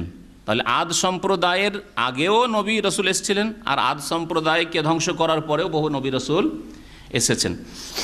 তারা সকলেই বলেছিলেন, দেখেন তাহলে প্রত্যেক নবীর দাওয়াত, আল্লাহ তা'বুদু ইল্লাল্লাহ, আল্লাহ ছাড়া কারো ইবাদত করবে না, সিজদা ইবাদত। সুতরাং আল্লাহ ছাড়া কাউকে সিজদা করবে না। কবর মাজারে সিজদা চলবে? দোয়া ইবাদত, আল্লাহ ছাড়া কারো কাছে দোয়া করবে না। তাহলে ইয়া গৌসা বাবা মাদাদ, ইয়া খাজা গরিব নওয়াজ মাদাদ চলবে? শিরক কুফরি। যেমন হরে রাম হরে কৃষ্ণ চলবে না, তেমনি ইয়া গৌসুল আজম, ইয়া খাজা বাবা, একই ডাক, একই ডাক, শিরকি ডাক, দুটোতে সামান্যতম কোনো পার্থক্য নেই। এটা আরবিতে ডাকলেন, ফার্সিতে ডাকলেন সেই জন্য, বাবা এটা মুসলিমরা ডাকলো সেই জন্য, এটা তো এটা মুসলিমদের একটা ফিরকার একটা দলের ধর্ম, আর ওইটা হিন্দুদের হরে রাম হরে কৃষ্ণ, কোনো পার্থক্য নেই। আল্লাহ, আল্লাহর কসম করে বলছি, কোনো পার্থক্য নেই। এই দুই ধর্মে কোনো পার্থক্য নেই, দুটোই বহুত্ব, দুটোই শিরক। আল্লাহ তা'বুদু ইল্লাল্লাহ, সমস্ত নবী আদম আলাইহিস সালাম থেকে শুরু করে মুহাম্মদ রাসূলুল্লাহ সাল্লাল্লাহু আলাইহি ওয়াসাল্লাম পর্যন্ত বলেছেন, ইন্নী আখাফু আলাইকুম আযাবা ইয়াউমিন আযীম, আমি ভয় করছি তোমাদের জন্য মহান দিনের আযাবের শাস্তির, কিয়ামতের দিনের আযাবের ভয় করছি। আযাবা ইয়াউমিন আযীম, অথবা বলতে পারেন যে এমন দিনের মহা শাস্তির, বড় শাস্তির ভয় করছি, দুনিয়ার শাস্তি এবং আখিরাতের শাস্তির ভয় করছি। কালু, তখন তারা বলেছিল কাকে? নবী হুদ আলাইহিস সালামকে, আজে তানা, হে নবী, নবী তো তারা বলতো না, হে হুদ আজে তানা, আমাদের কাছে তুমি কি এসেছো লিতাফিকানা না আলিহাতিনা, আমাদের দেবদেবী থেকে ফিরিয়ে দেওয়ার জন্য? হ্যাঁ, আমরা দেবদেবীর পুজো পাঠ করছি, এতে তোমার হিংসা হচ্ছে, এই জন্য ফিরিয়ে দিবে আমাদেরকে। এইরকমই ধারণা, বাতিলপন্থীরা এরকমই ধারণা করে যে আমাদের দল ভেঙে দিতে চায়, আসলে আমাদের মধ্যে ফাটল ধরাতে চায়। লেতাফিকানা মানে লেতাসরিফানা, আমাদেরকে ফিরিয়ে দেওয়ার জন্য, আন আলিহাত, আমাদের দেবদেবী থেকে, ফাতেনা বিমা তাইদুনা ইন কুনতা মিনাস সাদিকিন, যেই ওয়াদা আমাদের সাথে করছো বা যে ধমক দিচ্ছ যে যদি না মানো, না ইমান নিয়ে আসো, এই দেবদেবীর পূজা মূর্তি পূজা যদি না ছাড়ো, শিরিক না ছাড়ো, আল্লাহর আযাব আসবে, ফাতেনা নিয়ে আসো, কই তোমার আযাব নিয়ে আসো, ইন কুনতা মিনাস সাদিকিন, যদি তুমি সত্যবাদীদের অন্তর্ভুক্ত হও, দেখিনি তোমার সত্যতা কতটুকু, যদি আযাব এনে দিতে পারো তাহলে দেখবো যে না তুমি বেড়া সত্যই আছো। কালা, প্রত্যেক নবী যখনই আযাবের চ্যালেঞ্জ করেছে জাতি, তখন এই কথা বলেননি যে ঠিক আছে আযাব এনে দেব। আমাদের মতো অধৈর্য ছিলেন না তারা বড় ঠান্ডা মেজাজে ইসলামের দাওয়াত দিতেন। সুতরাং সাথে সাথে বলতেন, দেখো আযাব আনা আমার কাজ না, আযাব নিয়ে আসা কাজটা আল্লাহ পাকের। আমার যে কাজ ডিউটি, সেই ডিউটিতে এসেছি আমি। আমার কাজ হচ্ছে তোমাদেরকে দাওয়াত দেওয়া, তোমাদেরকে ইসলামের দিকে আহ্বান করা, তোমাদেরকে আল্লাহর দিকে আহ্বান করা, সেই কাজে এসেছি। কালা, তখন বলতে ইন্নামাল ইলমু ইনদাল্লাহ, আযাব কখন আসবে না আসবে এর এলম, এর জ্ঞান আল্লাহ পাকের কাছে আছে, আমি বলতে পারবো না, এর ক্ষমতা আমার নেই।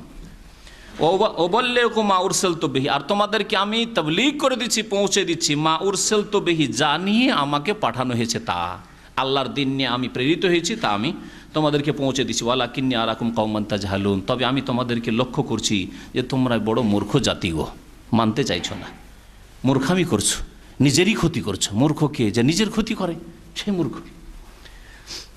জানে না, বুঝে না, সে মূর্খ শুধু নয়, যে জানে তারপর মানতে চায় ও বেশি মূর্খ। যে জানে না আর মনে করে আমি জানি, সে আরো বড় বড় মূর্খ। আছে না এরকম? হ্যাঁ। তারপর আল্লাহর আযাব চলে আসলো দীর্ঘদিন। তাফসীরকার বলে লিখেছেন দীর্ঘদিন ওই এলাকাতে বৃষ্টি হয়নি, দুর্ভিক্ষ, অনাবৃষ্টি ছিল। তাহলে বৃষ্টির জন্য কত মরিয়া হয়েছিল যে হাই কখন বৃষ্টি হবে, কখন বৃষ্টি হবে। হঠাৎ করে আকাশে একদিন দেখছে মেঘমালা, খুশির শেষ নাই। 5 বছর 10 বছর ধরে বৃষ্টি নাই, এমনি তো আরব দেশে বৃষ্টি হয় না এখনো, আর তখন 5 বছর 10 বছর দুর্ভিক্ষ আর অনাবৃষ্টি। তারপরে মেঘ দেখেছে, ফালাম্মা রাহ আরেজান, যখন তারা দেখলো, আরেজান মানে সাহাবান, মেঘমালা আকাশে, মুস্তাকবিলা আউদিয়াতিহিম, তাদের উপত্যকার সামনে, উপত্যকা পাহাড়ের ওই দিক থেকে দেখছে, আরে মেঘ কালো হয়ে চলে আসছে, খুশির শেষ নাই, আমোদ ফুর্তি।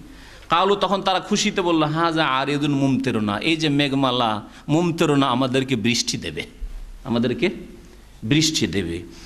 আল্লাহ বলছেন বাল হুয়া মাস্তাজালতুম, আসলে বৃষ্টি নয় এটা, বরং এটা তাই যার জন্য তোমরা তাড়াহুড়া করছিলে নবীর সাথে। নিয়ে আসো, হে হুদ, কোথায় তোমার আযাব গেল গো, নিয়ে আসো না কেন? তুমি ঠাট্টা করতো।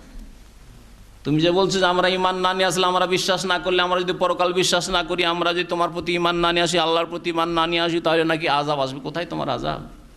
এভাবে ঠাট্টা করতো। মাস্তাজালতুম বিহ, যার জন্য তোমরা তাড়াহুড়া করছিলে। রিহুন, এতে বৃষ্টি নেই, পানি নেই, এতে আছে ঝড়। রেহন মানে ঝড়। ফিহা আযাবুন আলিম, আর তাতে রয়েছে ভয়াবহ শাস্তি, ভয়াবহ শাস্তি। তোদাম্মের কুল্লা শাই, প্রত্যেক বস্তুকে সর্বনাশ করে দেবে। এমন আযাব, এমন ঘূর্ণিঝড় শুরু হইল যে তোদাম্মের কুল্লা শাই, সব কিছুকে একেবারে ধ্বংস করে দিল। বে আমরে রব্বিহা, এই ঝড়ের রবের আদেশ মোতাবেক। বে আমরে রব্বিহা মানে ওই রব্বুর রিহ। ফাসবাহু লা ইউরা ইল্লা মাসাকিনহুম, সকাল হইল তাদের বস্তুগুলো ছাড়া, মাসাকিন মানে তাদের বসতিগুলি ছাড়া আর কিছুই দেখা যায় না। তাদের বাড়ি ঘরগুলোর চিহ্ন আছে, এই জায়গা একটু উঁচা আছে, বাড়ি থাকলে উঁচা হয় না, রোড রাস্তা থাকলে একটু উঁচা থাকে, তারপরে বাড়িগুলো ধরেন অন্য জমি জায়গা চাইতে বাড়ি যেটা ভিটে মাটি একটু উঁচা থাকে, ওই জায়গাগুলো চেনা যাচ্ছে এখানে কোনো বাড়ি ছিল, এই জায়গাগুলোতে বাড়িঘর ছিল, আর কিছুই পাওয়া যায় না। এরা এত লম্বা লম্বা ছিল আর এত শক্তিশালী তারা ছিল যে এর চাইতে শক্তিশালী জাতি মানব জাতির মধ্যে পয়দা হয়নি। কয়দিনের ঝড় ছিল বলতে পারেন কেউ? এই সূরাগুলি তাফসীর হয়ে গেছে সূরা হাক্কাতে। সূরা হাক্কাতে আল্লাহ পাক বলেছেন 29 পারায়, সাখারাহা আলাইহিম সাবআ লায়ালিন ওয়া সামানিয়াত আইয়াম, 7 রাত আর 8 দিন বিনা বিরতিতে অবিরাম ঘূর্ণিঝড়, অবিরাম ঘূর্ণিঝড়। 10 মিনিটের ঘূর্ণিঝড় একবার পশ্চিমবঙ্গের একটা ডিস্ট্রিক্টে হয়েছিল, তখন আমি মদিনায় পড়াশোনা করতাম। 10 মিনিটেরও বেশি নয় মনে হয়, মানে নামাজ আসর নামাজ পড়তে যে লোকগুলি মসজিদে ঢুকেছে ওরা বেঁচে গেছে। আর ওই গ্রামের ওপর দিয়ে ঝড় গেছে, 10 মিনিটও লাগে না তো নামাজ পড়তে, আমার মনে হয় 5 মিনিটও তারও কম। তো এইরকম একটা ঝড় হয়েছিল, তাতে বাড়ি ঘর তো উড়িয়ে নিয়ে গেছে, মানুষ উড়ছে, গাড়ি কার রোডে চলছিল উড়ছে। সুবহানাল্লাহ, মাত্র 20-22 বছর আগের ঘটনা। আর 8 দিন ধরে যদি এইরকম আল্লাহ পাক রব্বুল আলামিনের আযাব চলতে থাকে, কি অবস্থা তাদের হয়েছিল। কাযালিকা নাজজিল কওমাল মুজরিমিন, এইভাবেই আমি অপরাধীদেরকে চরম শাস্তি দিয়ে থাকি। নাজসি, এইভাবে আমি বদলা দিয়ে থাকি আল কওমাল মুজরিমিন, অপরাধীদেরকে বদলা দিয়ে থাকেন। কেউ এই কথা মনে করিও না শুধু আদকে শাস্তি দেওয়া হয়েছে, সামুদকে শাস্তি দেওয়া হয়েছে, আমরা আল্লাহ দিবে না, আমরা নবীর উম্মত, আমাদেরকে দেবে না। হ্যাঁ, সুনামি শুধু ইন্দোনেশিয়া হয়েছে আর শ্রীলঙ্কা হয়েছে, বাংলাদেশে হবে না, ভারতে হবে না, এই কথা ভাবিও না কখনো। জাপানে শুধু ভূমিকম্প হয়েছে, সৌদি আরবে হবে না, এই কথা ভাবিও না। যেখানে পাপ আসবে সেখানে আল্লাহর আযাব আসবে। কাযালিকা নাজজিল কওমাল মুজরিমিন, আল্লাহ পাকের নীতিমালার কথা আল্লাহ উল্লেখ করে এইভাবে যে কোনো যুগের মুজরিম অপরাধীদেরকে আমি শাস্তি দিয়ে থাকি। আল্লাহ বলছেন ওয়ালাকাদ মাক্কান্নাহুম ফীমা ইন মাক্কান্নাকুম ফী, আর নিঃসন্দেহে আমি তাদেরকে বড়ই শক্তিশালী করেছিলাম, আদ সম্প্রদায়কে বড়ই শক্তিশালী করেছিলাম, ফীমা এমন এমন ক্ষেত্রে, ইন মাক্কান্নাকুম ফীহি যেই ক্ষেত্রে তোমাদেরকে এত শক্তিশালী করিনি। ইন মানে এখানে না, ইন মানে ইনের প্রসিদ্ধ অর্থ হচ্ছে যদি, কিন্তু এখানে ইন মানে নাফিয়া, না এর নেগেটিভ। ইন মাক্কান্না তোমাদেরকে এত শক্তিশালী করিনি, কাকে আল্লাহ সম্বোধন করে বলছেন? মক্কার লোকদেরকে না, মক্কার কোরাইশদেরকে আল্লাহ বলছেন যে দেখো কোরাইশরা, এই আদ সম্প্রদায় তোমাদের কাছে কয়েকশো কিলোমিটার দূরেই, ইয়ামানের বর্ডারের দিকে, এদেরকে এত শক্তিশালী করেছিলাম, অথচ প্রাচীন যুগে যে তোমাদেরকে এত শক্তিশালী করেন, তোমরা তো দুর্বল, তাহলে তোমাদের ধ্বংস করাটা কোনো ব্যাপারই না।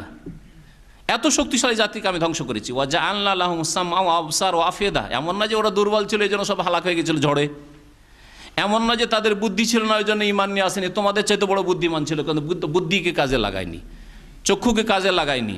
ওয়াজআলনা লাহুম সামআন, তাদেরকে শ্রবণ শক্তি দিয়েছিলাম, ওয়া আবসারান, দৃষ্টি শক্তি দিয়েছিলাম, ওয়া আফিদা, আর তাদেরকে হৃদয়ও দিয়েছিলাম, জ্ঞান বিবেক বুদ্ধিও দিয়েছিলাম। ফামা আগনা আনহুম সামউহুম, তাদের কাজে আসেনি তাদের শ্রবণ শক্তি, ওয়ালা আবসারহুম, তাদের দৃষ্টি শক্তি কাজে আসেনি, ওয়ালা আফিদাতুহুম, আর তাদের যে চিন্তা শক্তি, তাদের হৃদয়ের শক্তি, তাও কাজে আসেনি। মিন শাইইন, কোনো ক্ষেত্রে কোনো লাভ হয়নি তাদের, এত বুদ্ধিমান হয়েও। কেন কাজে আসেনি? ইয কানু ইয়াজহাদুনা বিআয়াতিল্লাহ, কারণ তারা আল্লাহর আয়াতকে, আল্লাহর বিধানকে অস্বীকার করেছিল।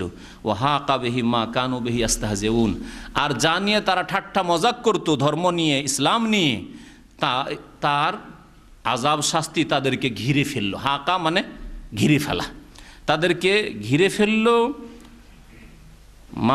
বিহিম মা কানু বিহি ইস্তাহজিউন, ওই আযাব, ওই শাস্তি যা তারা নিয়ে ঠাট্টা বিদ্রুপ করত। ওয়ালাকাদ আহলাকনা মা হাওলাকুম মিনাল কুরা ওয়া সাররাফনাল আয়াতি লাআল্লাহুম ইয়ারজিউন, আর নিঃসন্দেহে আমি ধ্বংস করেছি মা হাওলাকুম, তোমাদের আশেপাশে, মিনাল কুরা, বহু জনপদকে।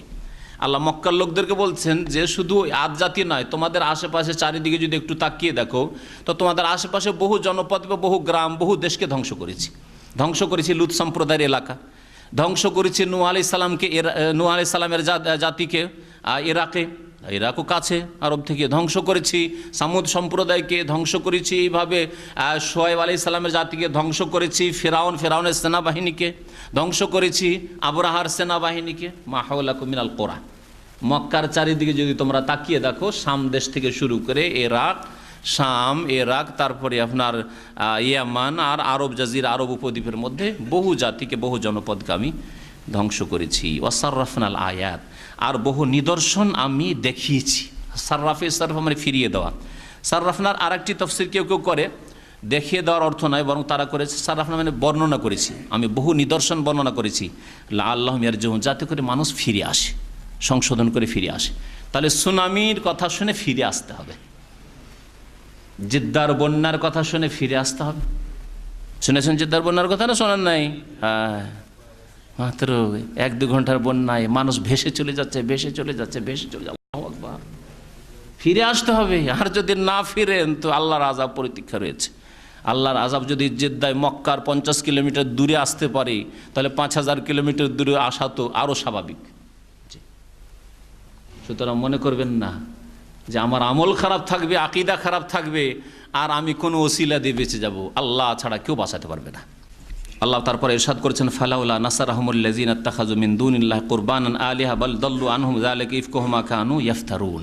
আল্লাহ পাক বলছেন যে যারা আল্লাহ ছাড়া অন্য দেবদেবীর পূজা করে, বা আল্লাহ ছাড়া অন্যকে সেজদা করে, যেমন কবর মাজারকে সেজদা করে, এরা সাহায্য করে না কেন? এই বিষয়টি গত সপ্তাহে আমি মৌখিক বলেছিলাম, আয়াতে শুনেন। আল্লাহ বলছেন ফালাউলা নাসারাহুমুল্লাযিনা ইত্তাখাযু মিন দুনিল্লাহ, আল্লাহকে বাদ দিয়ে যাদেরকে আল্লাহর নৈকট্য লাভের জন্য, কুরবানান মানে নৈকট্য লাভের জন্য, আলেহা উপাস্য হিসাবে সাব্যস্ত করেছে। কেউ সিজদা করছে, কেউ দোয়া করছে, কেউ তাওয়াফ করছে কবরের মাজারের, কেউ মনে করছে ওখানে গেলে ছেলে মেয়ে পাবো, ছেলে মেয়ে হয় নাই, কেউ রোগ আরোগ্য তলব করছে যে ওখানে গেলে রোগ ভালো হবে, বালা মুসিবত দূর হবে, কেউ নতুন ছেলে জন্মেছে, স্বামী স্ত্রী চললো, ছেলে নিয়ে ছেলে তাবারুক হাসিল করে আসি পীর বাবার শাহজালালের দরগা থেকে, আটরসি থেকে, মাঝভান্ডারি থেকে যাই, আজমের যাই, ভারত থেকে ফিরে আসি। হ্যাঁ, আল্লাহ বলছেন তাদের সাহায্য কেন করে না? ফালাউলা নাসারাহুমুল্লাযিনা, তাদের সাহায্য কেন করেন না ওই সব উপাস্যরা, আল্লাযিনা ইত্তাখাযু মিন দুনিল্লাহ, যাদেরকে তারা সাব্যস্ত করেছে আল্লাহকে বাদ দিয়ে, কুরবানান আল্লাহ নৈকট্য লাভের জন্য, আলিহাতান উপাস্য হিসাবে। কেন সাহায্য করে না? বালদাল্লু আনহুম, বরং তাদের থেকে তারা দূরে সরে গেছে, হারিয়ে গেছে। কোথায় গেল তোমার দেবদেবী? কোথায় গেল তোমার উপাস্য? কোথায় গেল তোমার শাহজালাল আর শাহপুরান? কোথায় গেল তোমার খাজা বাবা? কেন সাহায্য করে না? আল্লাহ বলছেন ওয়াযালিকা ইফকুহুম, এগুলি হচ্ছে তাদের মিথ্যা আচরণ। এরা মিথ্যা ধর্ম গড়ে নিয়েছে। আল্লাহ ছাড়া কেউ রক্ষা করতে পারে না, আল্লাহ ছাড়া কেউ সন্তান সন্ততি দিতে পারে না, আল্লাহ ছাড়া কেউ রোগ ভালো করতে পারে না। ওমা কানু ইফতারুন, এবং তারা এসব নিজেই উদ্ভাবন করেছে, গড়ে নিয়েছে। আল্লাহ পাক রব্বুল আলামিন তারপরে আরেকটি বিষয় উল্লেখ করেছে, সেটা হচ্ছে নবী করিম সাল্লাল্লাহু আলাইহি সাল্লাম যখন নবী হলেন 40 বছর বয়সে, তখন আকাশের রাস্তায় কঠোর পাহারা দিয়ে দেওয়া হলো। আকাশের রাস্তায় ফেরেশতা দিয়ে এত বেশি পাহারা দিয়ে দেওয়া হলো যে জিনেরা আকাশ পথে যেত, আর আকাশের কাছে প্রথম আকাশের কাছাকাছি গিয়ে ফেরেশতারা কি আলোচনা করছে, আজকে কি ফয়সালা হলো, কোন কোন লোকেরা মরবে, কোন গ্রামের লোক কতটা মারা যাবে, কোন জায়গায় আল্লাহর আযাব আসবে, এগুলি কান লাগিয়ে শুনতো। কিন্তু নবী আসার পর 40 বছর বয়সে যখন নবী হলেন, এই রাস্তা বন্ধ হয়ে গেল। এমন পাহারা দেওয়া হলো যে যখনই একটু সামান্য যাওয়ার চেষ্টা করে তখন কষাঘাত করা হয়। এই যে তারকা বিচ্ছুরিত হয় মনে হচ্ছে, এটাই ওই শয়তানদের ওপর কষাঘাত করা হয়। যখন এইরকম অবস্থা দেখলো তখন জিনেরা পেরেশানিতে পড়ে গেল যে এর আগে তো এমনটা ছিল না, কেন এটা হলো? তখন তাদের নেতা বলল যে হয় না হয় কিছু হয়েছে, খোঁজ নাও তো কি হয়েছে। এই সারা দুনিয়া বিচরণ করতে করতে খোঁজ নিতে নিতে নিতে কিছু জিন ইয়ামান থেকে বেরিয়েছিল খোঁজ করার জন্য। ইয়ামান থেকে বেরিয়ে এসে তারা তায়েফ এবং মক্কার মাঝখানে ওয়াদি নাখলা নামক উপত্যকায় পৌঁছেছে। তায়েফ থেকে নবী করিম ইসলামের দাওয়াত দিতে গিয়ে নিরাশ হয়ে ফিরে আসলেন, আহত হয়ে, আর ফিরে এসে সেখানে নামাজ পড়ছিলেন, কোরআন তেলাওয়াত করছিলেন ফজরের নামাজে। ওই কোরআন তেলাওয়াতের সময় এসে জিনেরা পৌঁছে গেছে, আর কোরআন শুনল, আরে আশ্চর্য কথা, এইরকম বাণী তো কখনো শুনিনি, এটা তো মানুষের কথা হইতে পারে না। এই কারণেই মনে হয় আমরা আর আকাশ পথে যেতে পারি না। সেখান থেকে তারা মুসলিম হয়ে গেল, ইসলাম গ্রহণ করার পরে নিজ জাতিতে এমন দেশে ফিরে গেল, আর তারপরে ইসলামের দাওয়াত দেওয়া শুরু করল। এইভাবে জিনদের মধ্যে আল্লাহ যে ইসলামের দাওয়াত পৌঁছাবেন তার একটা রাস্তা বের করে দিলেন। কারণ নবী করিম সাল্লাল্লাহু আলাইহি ওয়াসাল্লাম যেমন মানুষের জন্য নবী রাসূল হয়ে এসেছিলেন, তেমন জিনের জন্য নবী হয়ে এসেছিলেন। জিনের কাছে দাওয়াত পৌঁছবি কি করে? মক্কার লোকের কাছে তো দাওয়াত পৌঁছে দেওয়া হয়েছে, তাইফের লোকের কাছে দাওয়াত পৌঁছানো হয়েছে, তারা অস্বীকার করেছে। কিন্তু জিনদের কাছে পৌঁছাবার রাস্তা কি? আল্লাহ এই রাস্তা খুলে দিলেন। এইভাবে একদল জিন মুসলিম হয়ে গেল, আর তার আগে সেই এলাকার দায়ী হয়ে ইসলামের দাওয়াতের কাজ জিন মহলে শুরু করে দিল। আল্লাহ পাক ওই বিষয়টিকে সূরা জিনে বিস্তারিত উল্লেখ করেছেন, এখানে সংক্ষেপে উল্লেখ করা হয়েছে। ওয়াইজ সারাফনা ইলাইকা নাফারা মিনাল জিন, হে নবী তুমি স্মরণ করো যখন তোমার কাছে ফিরিয়ে দিয়েছিলাম একদল জিনকে, ইয়াস্তামিউনাল কোরআনা, তখন তারা কোরআন মনোযোগ দিয়ে শ্রবণ করছিল। ফালাম্মা হাযারুহ, যখন তারা সেখানে উপস্থিত হলো, কালু বলল আনসিতু, এই চুপ থাকো, শোনো শোনো কি পড়া হচ্ছে শোনো। তার মানে ওরা আপোষে গল্প করছে আর যাচ্ছে, গল্প করছে আর যাচ্ছে। মুহাম্মদ রাসূলুল্লাহ নামাজ পড়ছেন, তখন একে অপর বলছে চুপ থাকো, শুনতে দাও শুনি কি যেন পড়ছে গো, শুনতে দাও। আনসে তু, চুপ থাকো। ফালাম্মা কোজিয়া, যখন কোরআনের তেলাওয়াত শেষ হয়ে গেল, মানে নবী সাল্লাল্লাহু আলাইহি ওয়াসাল্লাম নামাজ শেষ হয়ে গেল, তেলাওয়াত শেষ হয়ে গেল, ওয়াল্লাহু ইলা কওমিহি মুনজিরিন, তখন তারা নিজ জাতির কাছে ফিরে আসলো মুনজিরিন, সতর্ককারী রূপে। এখন দাওয়াতের কাজের জন্য তারা নিয়োজিত হয়ে গেল ইসলাম গ্রহণ করার পরে। কালু, তারা এসে বলল, ইয়া কওমানা, হে আমাদের সম্প্রদায়, ইন্না সামি'না কিতাবান, নিশ্চয় আজকে আমরা এমন এক কিতাবের কথা শুনলাম, উনজিলা মিন বাদে মুসা আলাইহিস সালামের ওপর যে তাওরাত নাযিল হয়েছে তারপরে এই বড় কিতাব নাযিল হয়েছে। ইনজিলের কথা আল্লাহ কেন উল্লেখ করলেন না এখানে, বা ওই জিনেরা কেন উল্লেখ করেন? এই জন্য যে মুসা আলাইহিস সালাম বনি ইসরায়েলের নবী রসুল, আর ঈসা আলাইহিস সালাম বনি ইসরায়েলের রসুল, একই জাতির রসুল। আর মুসা আলাইহিস সালামের কিতাবে তাওরাতে বিস্তারিত আহকাম বিধিবিধান ছিল, ইনজিলে সংক্ষিপ্ত ছিল। ইনজিলটা পূর্ণ কিতাব নয়, বরং তাওরাতের পরিপূরক কিতাব। এই জন্য খ্রিস্টানরা ইনজিলও মানে তাওরাতও মানে, ইনজিলও মানে তাওরাতও মানে। তাওরাতে তাদের আহকাম বিধিবিধান রয়েছে, যেটাকে ওল্ড টেস্টামেন্ট তারা বলে, পুরাতন অনুশাসন। আজকাল যে বাইবেল যেটা আছে তাতে দুটি অংশ আছে, বিকৃত বাইবেল, যদিও বিকৃত মানে অনেক কথাই, বেশির কথাই কাল্পনিক আছে, কারণ আসল বাইবেল আর পাওয়া যায় না। তাদের উপর বিভিন্ন জুলম অত্যাচার, তা নষ্ট হয়ে গেছে, আল্লাহ হেফাজত করেনি ওই বিকৃত কিতাবের। তো পুরাতন অনুশাসনটা হচ্ছে তাওরাত, আর যেটা নিউ টেস্টামেন্ট, যেটা নতুন অনুশাসন, সেটা হচ্ছে ইনজিল। এই জন্য এখানে ইনজিলের কথা না উল্লেখ করে মুসা আলাইহিস সালামের কথা উল্লেখ করা হয়েছে। মুসা আলাইহিস সালামের ওপর কিতাব নাজিল হওয়ার পরে এই কিতাব কোরআন কারীম নাজিল হয়েছে। মুসাদ্দিকান লিমা বাইনা ইয়াদাইহি, পূর্বের কিতাব যে নাজিল হয়েছে তার সত্যায়নকারী এই কিতাব কোরআন কারীম। ইয়াহদি ইলাল হাক্কে, সত্য পথের দিক নির্দেশনা দান করে। ওয়া ইলা তারিক মুস্তাকিম, আর সহজ সরল পথ দেখায়। ইয়া কওমানা, জিনেরা আরও বলল, হে আমাদের সম্প্রদায়, আজিবু দাই আল্লাহ, আল্লাহর আহ্বানকারীর ডাকে সাড়া দাও। আজিবু মানে সাড়া দাও তোমরা, দাই আল্লাহ, আল্লাহর আহ্বানকারীকে। আল্লাহর আহ্বানকারী নবী করিম সাল্লাল্লাহু আলাইহি সাল্লামকে সম্বোধন করে বলছেন যে নবী করিম সাল্লাল্লাহু আলাইহি সাল্লাম আল্লাহর দায়ী, আর তার এই ডাকে সাড়া দাও। ওয়া আমিনু বিহি, তার প্রতি তোমরা ঈমান নিয়ে আসো। ইয়াগফির লাকুম মিন যুনুবিকুম, তাহলে আল্লাহ তোমাদের গুনাহগুলি মাফ করে দেবেন। ওয়া ইউজিরকুম মিন আযাবিন আলিম, এবং তোমাদেরকে রক্ষা করবেন যন্ত্রণাদায়ক শাস্তি থেকে, দুনিয়া এবং আখিরাতের আযাব থেকে আল্লাহ তোমাদের রক্ষা করবেন। এখানে একটি জিনিস জানার বিষয়, সেটা হচ্ছে যে আল্লাহ পাক রব্বুল এখানে বলে ইয়াগফির লাকুম মিন যুনুবিকুম, আল্লাহ তোমাদের গুনাহগুলি থেকে, মিন মানে থেকে, তাই না? গুনাহগুলি থেকে বা গুনাহগুলি হতে মাফ করবেন, এটা একটা কথা। আর একটা কথা যে গুনাহগুলি মাফ করবেন, দুটোর পার্থক্য কি? দুটোর পার্থক্য কি? না, একটা হচ্ছে যদি বলতে ইয়াগফির লাকুম যুনুবাকুম, তোমাদের সবগুলি গুনাহ মাফ করবেন, তাহলে সবগুলি হয়ে যেত। আর মিন যুনুবিকুম মানে কিছু, মিন বাজিয়া বলা হয়, কিছু গুনাহ মাফ করবেন। তাহলে বোঝা গেল যে ঈমান নিয়ে আসলে সব গুনাহ মাফ হবে না, কিছু গুনাহ মাফ হবে। কথা ঠিক না ঠিক নয়? এটা কথা ঠিক? ঈমান নিয়ে আসলে সব গুনাহ মাফ হবে না, কিছু গুনাহ মাফ হবে। কথা ঠিক না ভুল? ঠিক। অনেকে ভুল বলো ঠিক। ঈমান নিয়ে আসলে আল্লাহর হকের গুনাহ মাফ হবে, মানুষের হকের গুনাহ মাফ হবে না। এই জন্য জিনেরা বলেছে যে তোমরা যদি ঈমান নিয়ে আসো, ইয়াগফির লাকুম মিন যুনুবিকুম, আল্লাহর হক যে নষ্ট করেছো, শিরিক করেছো, কুফরি করেছো, নামাজ পড়নি, সব গুনাহ আল্লাহ মাফ করে দেবেন। তবে জিন যদি কোনো মানুষকে ধরে জুলুম করে থাকো, আল্লাহ মাফ করবে না, কারণ মানুষ পরে জুলুম করে। এই যে জিনে ধরে, ভূতে ধরে না, এই জিন ধরে যদি মানুষ জুলুম করে থাকো, মানুষের হক নষ্ট করেছো, আল্লাহ মাফ করবে না। জিন, সবল জিন যদি দুর্বল জিনের উপর জুলুম অত্যাচার করে থাকো, কাউকে খুন করে থাকো, তো আল্লাহ মাফ করবে না, যতক্ষণ তার কাছ থেকে মাফ না হবে বা তার আত্মীয় স্বজন কাছ থেকে মাফ না হবে। বুঝা গেছে এবারে? এই জন্য মিন যুনুবিকুম এখানে জিনেরা বলেছে, ইয়াগফির লাকুম মিন যুনুবিকুম, তোমাদের কিছু গুনাহ মানে আল্লাহর হকের গুনাহ আল্লাহ মাফ করে দেবেন, বান্দার হকের গুনাহ বান্দার কাছ থেকে মাফ নিয়ে আসতে হবে। এই জন্য জিনদেরকে বলছি, এখানে জিন থাকতে পারে, জিনদেরকে বলছি, অথবা আমার রেকর্ড বক্তব্য শুনে মনে রাখবেন, জিনরা হলো উশৃঙ্খল জাতি অধিকাংশ, আর অনেক মানুষ, অনেক নারী, অনেক পুরুষ, অনেক শিশুর উপর জুলুম অত্যাচার করে, তাদেরকে ধরে কত কষ্ট দেয়। আল্লাহকে ভয় করবে জিনেরা, না হলে আল্লাহ পাক রব্বুল এই গুনাহ মাফ করবে না। ঈমান নিয়ে আসলেও, নামাজ পড়লেও এই গুনাহ মাফ হবে না। যেসব জিন মানুষকে ধরে পেরেশান করে, তাদেরকে আল্লাহ পাক রব্বুল আলামিন মাফ করবে না, কারণ তারা বান্দার হক নষ্ট করেছে। আল্লাহ বলছেন এরকমই মানুষ, শুধু জিনকে নয়, আপনাকে আমাকে আল্লাহ মাফ করবে না যদি মানুষের হক নষ্ট করেন। অমাল্লা ইউজিব দাই আল্লাহ, একটু থামেন, আয়াত কয়েকটা আছে, শেষ করে দিই। অমাল্লা ইউজিব দাই আল্লাহ, আর যেই ব্যক্তি আল্লাহর দায়ী, আল্লাহর আহ্বানকারী ডাকে সাড়া দেবে না, ফালাইসা বিমুজিজিন ফিল আরদি, সেই ব্যক্তি পৃথিবীতে আল্লাহকে পরাস্ত করতে পারবে না, আল্লাহকে হারিয়ে দিতে পারবে না। এগুলি অর্থ হয় আজাজা ইউজিজ, মুজিজ মানে হারিয়ে দেওয়া, আল্লাহকে হারিয়ে দিতে পারবে না বা আল্লাহকে ব্যর্থ করতে পারবে না।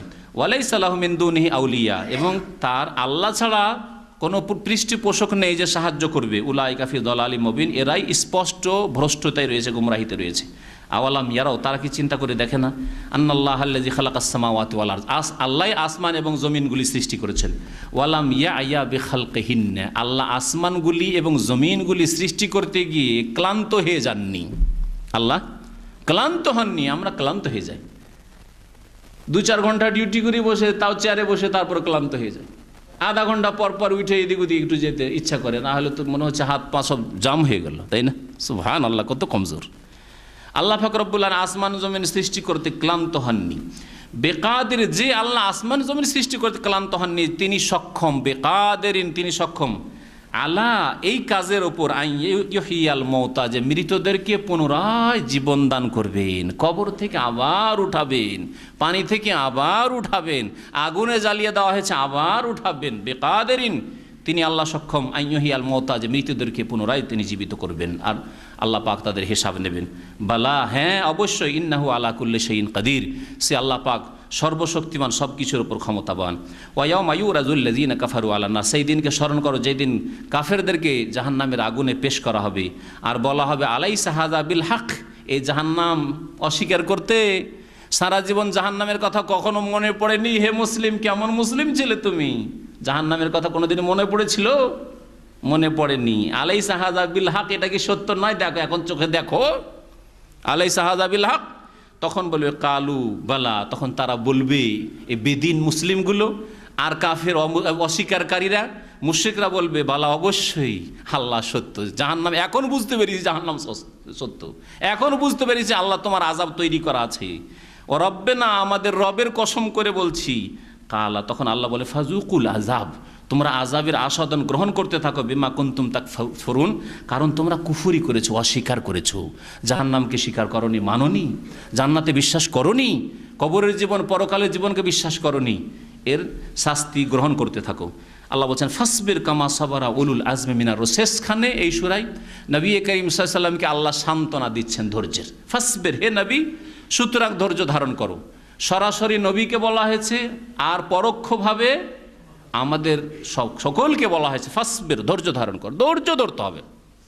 আপনার যে কোনো কাজে, দিন ইসলামের খেদমতের কাজে, দিন ইসলাম প্রচারের কাজে, তাওহীদ সুন্নাতের কথা পৌঁছাবেন মানুষের কাছে, ধৈর্য ধারণ করতে হবে। কামা সাবারা উলুল আজমে মিনার রসুল, যেমন ধৈর্য ধারণ করেছিলেন রসুলদের মধ্যে যারা দৃঢ় প্রতিজ্ঞ বা দৃঢ় সংকল্পে যারা আবদ্ধ ছিলেন, ওই সব নবীরা যেমন ধৈর্য ধারণ করেছিলেন। তারা কারা আর তাদের সংখ্যা কতটি, কে বলতে পারেন? তারা হচ্ছেন 5 জন উলুল আজমে মিনার রসুল। রসুল, কোরআনে কারীম আল্লাহ নবী রসুলের সংখ্যা কত জনের কথা বর্ণনা করেছেন? না, 25 জন।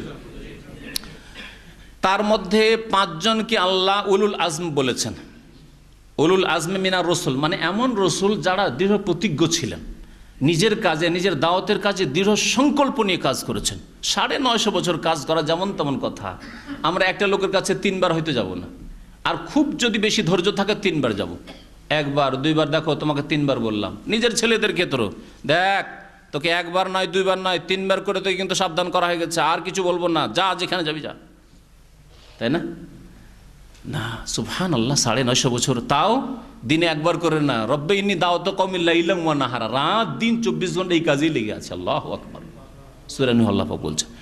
তো আল্লাহ বলছেন যে হে নবী, তুমি ওই রকমই ধৈর্য ধারণ করো যেমন দৃঢ় সংকল্পে আবদ্ধ রসুলগণ ধৈর্য ধারণ করেছেন। ওয়ালা তাস্তাজিল লাহুম, আর এই কাফেরদের ক্ষেত্রে বা পাপিষ্ঠদের ক্ষেত্রে, যারা শিরক কুফরি করে, তাদের ক্ষেত্রে তাড়াহুড়া করিয়েন না, যে আল্লাহ এরা মানে না, আল্লাহকে ধ্বংস করে দাও তো, আল্লাহ এরা শোনে না, মারো তো এদেরকে। না না, ওয়ালা তাস্তাজিল লাহুম, তাড়াতাড়ি করিও না। কান্নাহুম ইয়াওমা ইয়ারাউনা মা ইউআদুন, যেন তারা সেই দিন, যেই দিন তারা দেখবে ওই ওয়াদার কথা, যে যার প্রতিশ্রুতি করা হয়েছে, লাম ইয়ালবাসু ইল্লা সাআতাম মিন নাহার, তখন মনে হবে যে, মনে হচ্ছে দুনিয়াতে একদিনের কিছুক্ষণ থেকে এসছে। দুনিয়াতে 60 বছর, 70, 80 বছর, নূহ আলাইহিস সালামের জামানার লোক, মুসা আলাইহিস সালামের জামানার লোক 400 বছর, 500 বছর, 600 বছর, আদ সম্প্রদায়ের লোক 1000, 1200 বছর, 1300 বছর বেঁচেছে। আর মনে হবে কিয়ামত যেদিন হবে আর হিসাব শুরু হবে, তখন মনে হবে যে আযাব শাস্তি দেখে মনে হবে যে দুনিয়াতে কতক্ষণ থেকে এসেছি। একদিনের মিন্নাহার, একদিনের সাআতান, আজকালকার নতুন ইয়েতে সা মানে 60 মিনিট, আর সাআতুন মানে কিছুক্ষণ। পুরনো ভাষায় যখন 60 মিনিটে 1 ঘন্টা ঘড়ির ব্যবস্থা ছিল না, ঘড়ি আবিষ্কার হয়নি, তখন সাআতুন বলা হয়তো কিছুক্ষণ সময়কে, কিছুক্ষণ সময়, সেটা 10-15 মিনিট, আধা ঘন্টাও হইতে পারে, আর সেটা 60 মিনিটের জায়গায় 80 মিনিটও হইতে পারে। সাআতান বালাগুন, আল্লাহ বলছেন যে এটা হচ্ছে পৌঁছে দেওয়া, পৌঁছে দিলেন। হাজা বালাগুন আসলে আছে, হাজা মুবতাদা, বালাগুন খবর। উজ্জ আছে এখানে, হাযা বালাগুন, এই হচ্ছে পৌঁছে দাও, পৌঁছে দিলাম। ফাহাল ইহুলাকু ইল্লাল কওমুল ফাসিকুন, ফাসিক সম্প্রদায় ছাড়া আর কাউকে কি ধ্বংস করা হবে? আল্লাহ ভালো মানুষকে ধ্বংস করবেন না, ফাসিক সম্প্রদায়কে আল্লাহ সর্বনাশ করবেন, তাদেরকে আল্লাহ জাহান্নামে দেবেন। ভালো মানুষকে, সৎ লোককে, নামাজি লোককে, আল্লাহ ভীরুকে আল্লাহ জাহান্নামে দিয়ে দেবেন, এটা কখন হবে না। আল্লাহ পাকের রহমতের বিপরীত কথা, কখন আল্লাহ পাক রব্বুল আলামিন করবেন না। একমাত্র ফাসিক সম্প্রদায়কে ধ্বংস করা হবে দুনিয়া এবং আখিরাতে, সর্বনাশ করা হবে তাদের। এখন একটি কথা শুধু বাকি থেকে গেছে অসম্পূর্ণ, সেটা হচ্ছে যে দৃঢ় সংকল্পে আবদ্ধ বা দৃঢ় প্রতিজ্ঞ নবী রসুলগণ 5 জন, তারা কে কে? হ্যাঁ, নূহ আলাইহিস সালাম, ইব্রাহিম আলাইহিস সালাম, মুসা আলাইহিস সালাম, ঈসা আলাইহিস সালাম, মুহাম্মদুর রাসূলুল্লাহ সাল্লাল্লাহু আলাইহি ওয়াসাল্লাম। দলিল কি? দলিল যে এই 5 জনের সাথে খাস করে দিলেন। ইসমাইলকে কেন ধরলেন না? ইসহাককে কেন ধরলেন না? ইয়াকুবকে ধরে, ইউসুফকে ধরে, ইব্রাহিম আলাইহিস সালামের ছেলেদের দিয়ে তো 5টা পুরো করে দিতাম, তা কেন হলো না? কোরআনে কারীমের 2টো আয়াত আছে। সূরা আহজাবের আয়াত নম্বর 7, যার কাছে কোরআন আছে খুলেন এখন, সূরা আহজাবের আয়াত নম্বর 7 আর সূরায়ে শূরার আয়াত নম্বর 13। এই 2টো আয়াতে এই 5 জন নবীর কথা আল্লাহ পাক রব্বুল আলামিন উল্লেখ করেছেন। সুতরাং এদেরকে তাদের মধ্যে শেষ হচ্ছেন মুহাম্মদ রাসূলুল্লাহ সাল্লাল্লাহু আলাইহি ওয়াসাল্লাম। তাদের মতো ধৈর্য ধারণ করো, মানে তোমার পূর্বে যে আরও যে 4 জন চলে গেছে তাদের মতো তুমিও ধৈর্য ধারণ করো আর তাদের দলে শামিল হও, দৃঢ় সংকল্প হয়ে কাজ করো। আল্লাহ পাক যেন আমাদেরকে নেক আমলে তৌফিক দান করেন, নিজের দিন পালন করার তৌফিক দান করেন এবং অপর ভাইদের সারা বিশ্বের মানুষের কাছে ইসলাম পৌঁছে দেওয়ার যেন তৌফিক দান করেন। আল্লাহ আমাদের কাজে কথায় যেন বরকত দান করেন, আমাদের সময়ে যেন আল্লাহ বরকত দান করেন, আমাদের রিজিকে যেন বরকত দান করেন, ছেলে মেয়েতে আল্লাহ বরকত দান করেন। আল্লাহ পাক তাদেরকে যেন ইসলাহ করে দেন, নেক করে দেন। ওসল্লাল্লাহু আলা নবিয়িনা মুহাম্মদ ওয়া আলা আলিহি ওয়া সাহবিহি আজমাইন। অনেক ভাইয়েরা দোয়া চেয়েছেন, কেউ অসুস্থ আছেন, কেউ মারা গেছেন, কেউ হাসপাতালে আছেন। আল্লাহ সকলে যেন মনের আশা পূরণ করেন, এক কথায় দোয়া করলাম। আল্লাহ যেসব ভাইয়েরা অসুস্থ রয়েছে তাদেরকে আল্লাহ সুস্থতা দান করেন, আর যেসব ভাইয়েরা দুনিয়া থেকে বিদায় নিয়েছেন বা তাদের আত্মীয়রা বিদায় নিয়েছেন আল্লাহ পাক তাদেরকে যেন জান্নাতুল ফিরদৌস দান করেন, গুনাহ খাতা মাফ করে দেন। সুবহান রাব্বিকা রব্বিল ইজ্জাতি আম্মা ইয়াসিফুন ওয়া সালামুন আলাল মুরসালিন ওয়ালহামদুলিল্লাহি রাব্বিল আলামিন।